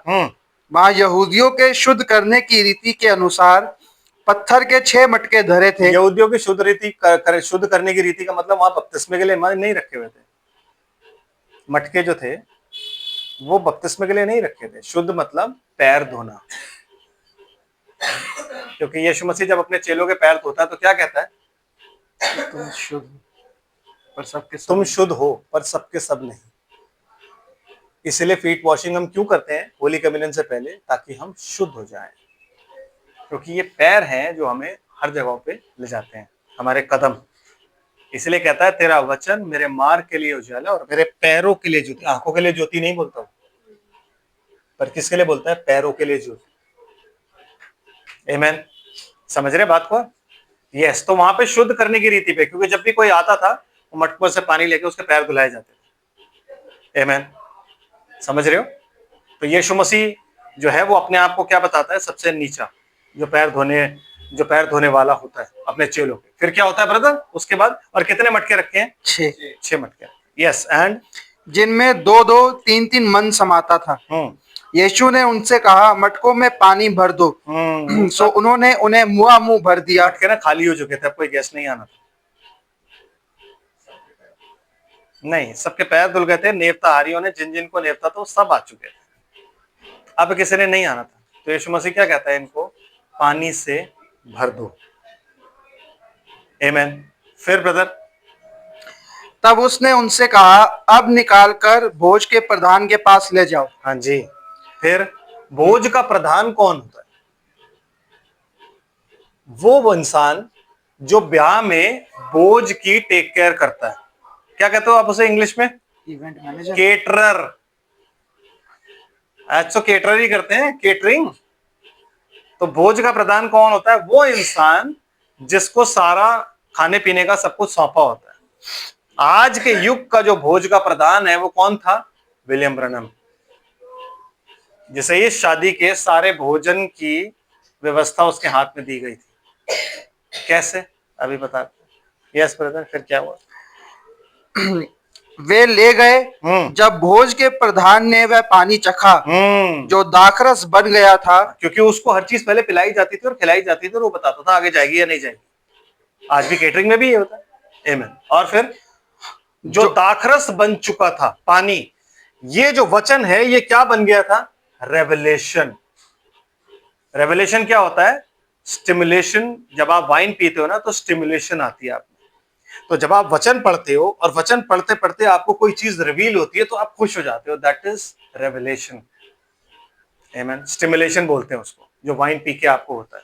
तो क्या हुआ था? वचन जो था क्या बन गया था? रिटन वर्ड जो था वो क्या बन गया था? Spoken word. क्योंकि रेवलेशन हमेशा स्पोकन वर्ड से आता है, विश्वास सुनने से और सुनना परमेश्वर के वचन से आता है। Amen. जब आप पढ़ते हो तो चीजें रिवील आत्मा करता है आप पर, इसलिए वो कहता है जो कुछ मेरी बातों में से मुझसे सुनेगा वही तुमसे वो कहेगा। कैसे कहेगा? आपके अंदर ही बोलेगा। आमीन। जैसे शैतान का आत्मा आपको अंदर से बताता है ना, वैसे ही वो बोलेगा। फिर ब्रदर, जब भोज के प्रधान ने वह पानी चखा जो दाखरस बन गया था और नहीं जानता था कि वह कहाँ से आया है। नहीं पता था उसको, ये भोज का प्रधान नहीं जानता था कि कहाँ से आया, तो क्या करता है? सीधा दूल्हे के पास जाता है। परंतु जिन सेवकों ने पानी निकाला था वे जानते थे। वे जानते थे, सेवक सारे जानते हैं कि पानी कहाँ से आया ब्रदर। सारे 6 चर्च एजेस में सारे सेवक जानते थे कि वो पानी कहाँ से आया और वाइन कैसे बना है। कितने मटके धरे हुए थे? 6। 7 नहीं थे ब्रदर। आमीन। यस, एंड तो भोज के प्रधान ने दूल्हे को बुलाकर उससे कहा, हर एक मनुष्य पहले अच्छा दाखरस देता है और जब लोग पीकर छक जाते हैं तब मध्यम देता है। तब वो मध्यम देता है उनको। परंतु तूने अच्छा दाखरस अब तक रख छोड़ा है। यीशु ने गलील के काना में बस यीशु ने गलील के काना में ये आश्चर्य कर्म, पहला आश्चर्य कर्म उसने कहा किया गलील के काना में। आमीन। समझ रहे हैं आप? वहां कितने मटके धरे हुए थे? 6 मटके। आमीन। जो कि प्रधान नहीं जानता था, दास सारे जानते थे। आमीन। 7वां मटका कहां है जी? लूका की इंजील निकालते हैं, उसमें देखते हैं क्या लिखा हुआ है। हाँ जी, मसीह खुद, आप सही कह रहे हैं।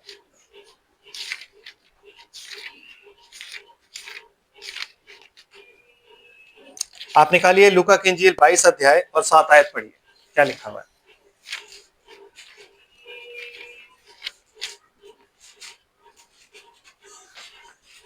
लूका की इंजील 7 अध्याय और 22 आयत। 22 अध्याय और 7 आयत, उल्टा बोल गया। Yes please. जब अखमीरी रोटी के पर्व का दिन आया, हाँ, जिसमें फसह का मेमना बलि करना अवश्य था जी, और यीशु ने पतरस और यूहन्ना को यह कहकर भेजा कि जाकर हमारे खाने के लिए फसह तैयार करो। फसह तैयार करो। उन्होंने उससे पूछा, तू कहाँ चाहता है कि हम तैयार करें? हाँ, उसने उनसे कहा, देखो नगर में प्रवेश करते ही एक मनुष्य जल का घड़ा उठाए हुए तुम्हें मिलेगा। पहला इजराइल में एक ऐसा आदमी होगा जो जल का घड़ा उठाए फिर रहा होगा। ये तो पानी भरने सिर्फ औरतें जाती हैं, आदमी कभी नहीं जाता। The only man जो जल का घड़ा उठाए फिर रहा है, he was Christ himself. Amen. इसलिए वो क्या बोलता है कि जो जल मैं तुझे दूंगा, अगर तू वो पिएगी ना तो तुझ में से जीवन के जल की नदियां फूट जाएंगी। तो कहती है, प्रभु तेरे पास तो निकालने के लिए कुछ है भी नहीं। उसे नहीं पता था कि वो घड़ा लेके चलता है। आमीन। तो चेलों को उसने भेजा कि जाओ उसके पीछे पीछे जाओ और उससे कहो। उसने उनसे कहा, देखो नगर में प्रवेश करते ही एक मनुष्य जल का घड़ा उठाए हुए तुम्हें मिलेगा। हाँ, जिस घर में वह जाए, हाँ, तुम उसके पीछे चले जाना। हाँ, और उस घर के स्वामी से कहो, हाँ, कि गुरु तुझसे कहता है कि वह पाहुनशाला कहाँ है जिसमें मैं अपने चेलों के साथ फसह खाऊं। कौन है ये स्वामी और कौन है वो इंसान जो घड़ा लेके चल रहा है? आमीन। जहां यीशु मसीह अपनी पाहुनशाला जहां फसह खाएगा, उस घर का स्वामी कौन है? खुद खुदा। आमीन। ये रिप्रेजेंटेशन है कि खुद खुदा। आमीन। और जो व्यक्ति घड़ा लेके जा रहा है उस पानी में, घड़ा लेके उस घर के अंदर जा रहा है, वो कौन है? खुद मसीह। इसलिए 7वां घड़ा जो था वो खुद मसीह था। मतलब 7वां घड़ा वो मिनिस्ट्री है जिसे आप बोलते हो मनुष्य के पुत्र की सेवकाई, जो कि कब रखी गई? 7वें कलीसियाई काल के लिए रखी गई, ताकि 7वें कलीसियाई काल का जो पानी वो लेके चल रहा है, वो पानी को वो जब लोगों को पिलाए तो वो पानी ऑलरेडी वाइन बन चुका है। और वो किसको दिया गया? भोज के प्रधान को दिया गया। तो 7 चर्च एजेस आपको किसने प्रीच करी? भोज के प्रधान ने। आमेन। तो भोज के प्रधान ने जब सारा खाना पीना संपन्न कर दिया और उसे ये ड्रीम और विजन भी आ गया कि फूड को तू स्टोर कर, तो उसने सारा फूड स्टोर कर लिया मैसेज बुक्स के रूप में, और स्टोर करके फिर उसके बाद भोज का प्रधान जो था वो अब चला गया, उसका काम खत्म। आमेन। उसका काम खत्म हो गया। दैट वाज, वो कौन सा समय था जब वो गया?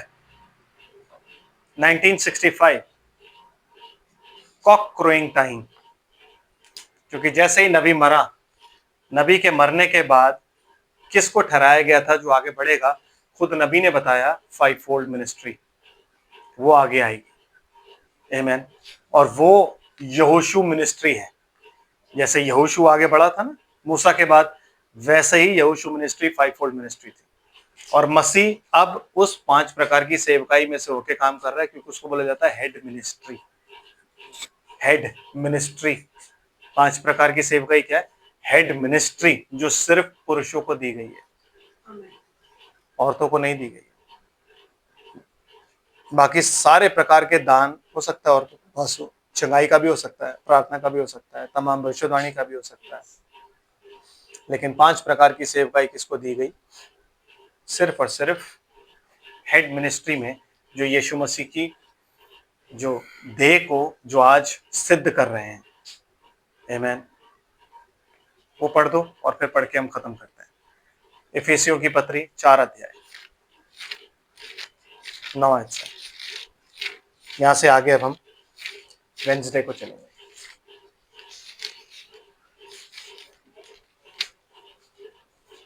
इफिसियों 4:9। 4।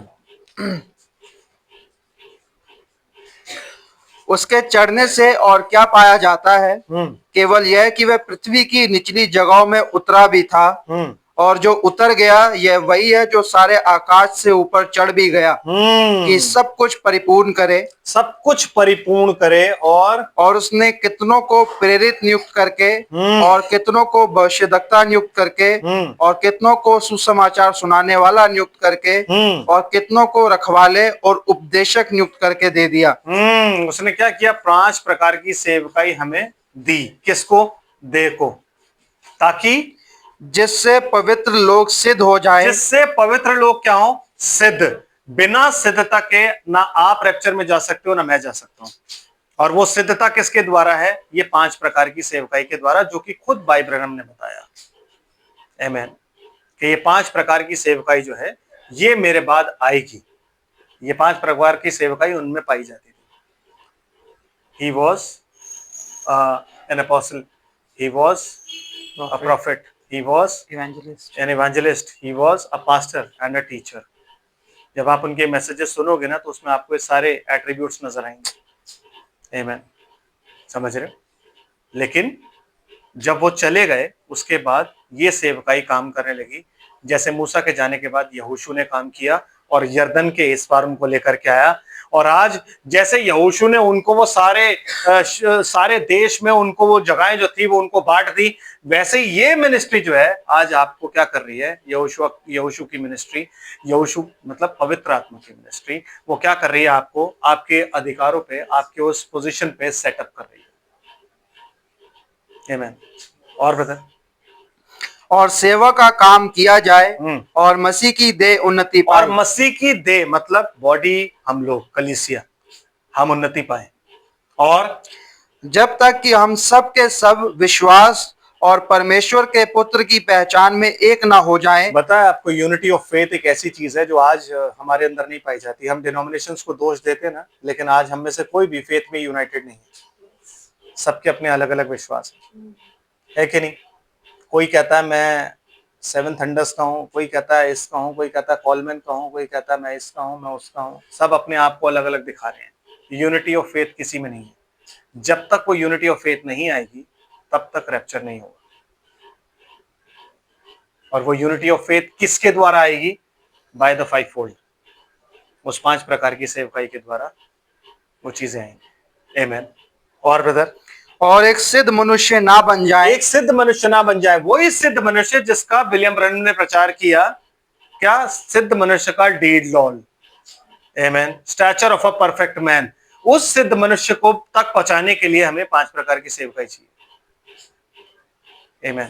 और ब्रदर, और मसीह के पूरे डील डॉल तक ना बढ़ जाएं, ताकि हम आगे को बालक ना रहे, जो मनुष्यों की ठग विद्या तो मनुष्यों की ठग विद्या और चतुराई से उनके भ्रम की युक्तियों की और Oh my उपदेश की हर एक ब्याह से उछाले और इधर उधर घुमाए जाते हैं। आज भी वो चल रहा है कि उनकी ठग विद्या चल रही है, उनकी चतुराई चल रही है, अपनी चतुराई से वो चर्च को कंट्रोल करते हैं और सारा कुछ करते हैं। आज उन्होंने अपने पुलपिट जो है धोखे साफ कर लिए हैं और अपना समय भूल गए हैं। आमीन। कि वो उस टाइम में उसी सेवक की तरह थे जो लगता था कि मेरे प्रभु के आने में देर है, और वो अपने दासों को मारता था, दूसरों की बुराई, दूसरे पुलपिट से इस्तेमाल करते थे। आमीन। समझ रहे ना? यस। तो ब्रदर फिर वरन प्रेम में सच्चाई से चलते हुए सब बातों में उसमें जो सिर है अर्थात मसीह में बढ़ते जाएं। आमीन। उसमें जो सिर है, कौन? हेडस्टोन, जिसे आप कहते हो ना हेडस्टोन, हम पर हेडस्टोन लग जाएगा, उसमें बढ़ते जाएं। Let the mind of Christ be in you. प्रभु का मन हमारे अंदर हो और हमें उसमें बढ़ते जाना है। किसके द्वारा? 5 फोल्ड के द्वारा। आमीन। इसीलिए मनुष्य का पुत्र आया, इसीलिए वो सेवकाई आई, और उस सेवकाई ने आके आपको सब कुछ बताया। कहां पे? यहां पे कि खुद प्रधान दूत जो है वो शब्द करेगा, उसके बाद परमेश्वर की तुरी फूकी जाएगी। वो जो परमेश्वर की तुरी है वो अभी नहीं आई है, वो परमेश्वर की तुरी 7 थंडर्स है जो फूकी जाएगी, क्योंकि तब हम बदल जाएंगे और मुर्दे अविनाशी दशा में जी उठेंगे। 7 थंडर्स के बाद होगा वो, उससे पहले नहीं है। आमीन। वो 7 ये 3 फेज हैं इस मिनिस्ट्री के, जिसे बोलते हैं ministry of son of man. मैंने बताया था ना, अ सन ऑफ मैन एक मनुष्य है जो किसको रिवील करता है? The son of man. The son of man मतलब यीशु मसीह, मतलब मसीह जो कि भविष्यद्वक्ताओं का भविष्यद्वक्ता था, जो कि खुदा भविष्यद्वक्ता था, उसको रिवील करता है। और है, खत्म करो इसको पूरा हाँ। जिससे सारी देह हर एक जोड़ की सहायता से एक साथ मिलकर और एक साथ गठकर उस प्रभाव के अनुसार जो हर एक भाग के परिमाण में उसमें होता है अपने आप को बढ़ाती जाए। अपने आप को बढ़ाती जाए, मतलब जोड़ गठ सब जो है वो एक साथ स्ट्रेंथ में आके अपने आप को बढ़ाती जाए, और बढ़ाती है कि वह प्रेम में उन्नति करती जाए। आमीन। और वो क्या करे? प्रेम में उन्नति करती जाए। और है ब्रदर, ये खत्म हो गया? आगे है। कहां तक आ गए? ये खत्म कर देना। हाँ ठीक है, बस। तो ये जो प्रेम में उन्नति है ना, यही नहीं हो रही हमारी, है ना ब्रदर? प्रेम में उन्नति नहीं है, क्योंकि हमारे अंदर बहुत गड़बड़ियां पाई जाती हैं। जबकि यीशु मसीह जब आया तो उसने आके जो यहूदा उसको बिट्रे करने वाला था, उसको पकड़वाने वाला था, उससे प्यार किया, और जब वो मरने वाला था तो उससे और ज्यादा प्यार करने लगा, क्योंकि उसे पता लग गया था कि भाई अब क्या है कि अब अगर मैंने इससे जरा सा भी प्यार कम दिखाया है ना, तो इन लोग को शक हो जाएगा, क्योंकि मैंने बोल चुका हूं कि तुम में से एक मुझे पकड़वाएगा। तो वो ज्यादा प्यार करने लगा, ताकि उनको लगे कि यार ये नहीं हो सकता, ये तो यीशु मसीह के साथ साथ ही रहता है हमेशा, कहीं वो पतरस तो नहीं है? क्योंकि पतरस को यीशु मसीह ने एक बार शैतान बोला था, तो हो सकता है पतरस हो नहीं बोला था, कहीं वो पतरस तो नहीं? आमीन। और पतरस ने जब बोला नहीं प्रभु मैं तो तेरे साथ मरने के लिए तैयार हूं, कहता तू मेरा 3 बार इनकार कर, ना वो पतरस ही है ब्रदर। समझ रहे हो? पतरस ने जो इनकार किया वो अपनी तरफ से नहीं किया था, वो खुदा की तरफ से था, वो प्रभु की तरफ से था। क्यों? क्योंकि अगर पतरस में वो गूदा था, पतरस इतना कद्दावर था कि वो जाके कह सकता था कि मैं इसके साथ हूं, लेकिन अगर पतरस कहता तो पतरस मारा जाता, और अगर पतरस मारा जाता तो चाबियां जाया हो जाती ब्रदर, क्योंकि चाबियां तो उसी के पास थी, उसी ने लगानी थी। समझ रहे हो? है ना? तो चाबियां तो उसी ने लगानी थी। तो प्रभु ने बोला तू आज ही मेरा 3 बार इनकार करेगा, क्योंकि प्रभु को पता था कि ये रोएगा, क्योंकि प्रभु को पता था कि शैतान ने इसे मुझसे मांग लिया है, सब कुछ वो जानता था। वो कहता है लेकिन जब तू पतरस पलटे ना, यस, अपने भाइयों को तू स्ट्रेंथ देना जब तू पलटेगा। तो वो पतरस ही था, जब वो 10 दिन में लोग कह रहे थे ना मेरे को लगता है अब नहीं होगा कुछ, तो पतरस ही बोल रहा था उनको नहीं। प्रभु ने कहा था कि जब तक स्वर्ग से सामर्थ्य ना पाओ तब तक। वो पतरस से ही पूछ रहे थे भाई कब होगा, पतरस भाई आप बताओ कब होगा। पतरस कह रहा था जब तक। आमेन, समझ रहे हो, वो प्रोफेसी थी खुदा की। कोई पतरस डरपोक नहीं था, तलवार अपने पास रख के रहता, कान उसने उड़ा दिया था मलकुस का, तो इसका मतलब उसे डर नहीं था किसी भी चीज का। नो, वो डर उसके दिल में डाला गया था, क्योंकि अगर वो डर नहीं डाला जाता ना तो वो चाबी नहीं लगा पाता, वो प्रचार नहीं कर पाता। सिर्फ उस प्रचार की वजह से उसमें डर डाला गया। दूसरी तरफ एक और था, जैसे लोग सोच रहे थे ये तो कभी भी नहीं हो सकता जो बिट्रे करे, इसलिए जो हम देखते हैं वो नहीं होता। और कई बार जो हमें दिख रहा होता ना कि यार ये बंदा तो यार गलत निकल रहा है, गलत निकल रहा है, गलत, एंड में वही खुदा यूज करता है। आमीन। तो इसलिए वो कहता है अपने अगुओं के विश्वास के अंत का अनुकरण करो, अंत तक ठहरो। स्टार्टिंग में मत समझ लो कि ये बंदा तो ऐसा है यार छोड़ दो इसको, अंत तक ठहरो। अंत में जाकर तुम्हें पता लगेगा वो क्या है। तो जब वो अंत तक ठहरे तब उन्हें जाकर पता लगा अच्छा ये है, अच्छा है ना ब्रदर। क्योंकि इस साइड यहूदा बैठा है और इस साइड पतरस बैठा है, और यीशु मसीह ने बोला जो मेरे साथ कटोरे में हाथ डालता था, यीशु मसीह ने हाथ डाला तो इधर से यहूदा ने डाल दिया, इधर से पतरस ने डाल दिया। अब लोग कंफ्यूज्ड हैं कि भाई अब क्या करें, इधर इधर तो इन्होंने हाथ डाल दिया दोनों ने, और लोगों का पूरा पूरा शक पतरस पे ही जाता है। 3 बार इनकार उसने किया, शैतान उसको बोला गया, वो भूल गए कि उसके पास चाबी भी है, ये भी भूल गए। इसलिए वो बात बात पे कहते रहते थे हम में बड़ा कौन है, क्योंकि उससे पहले वो समझते थे कि बड़ा पतरस ही है।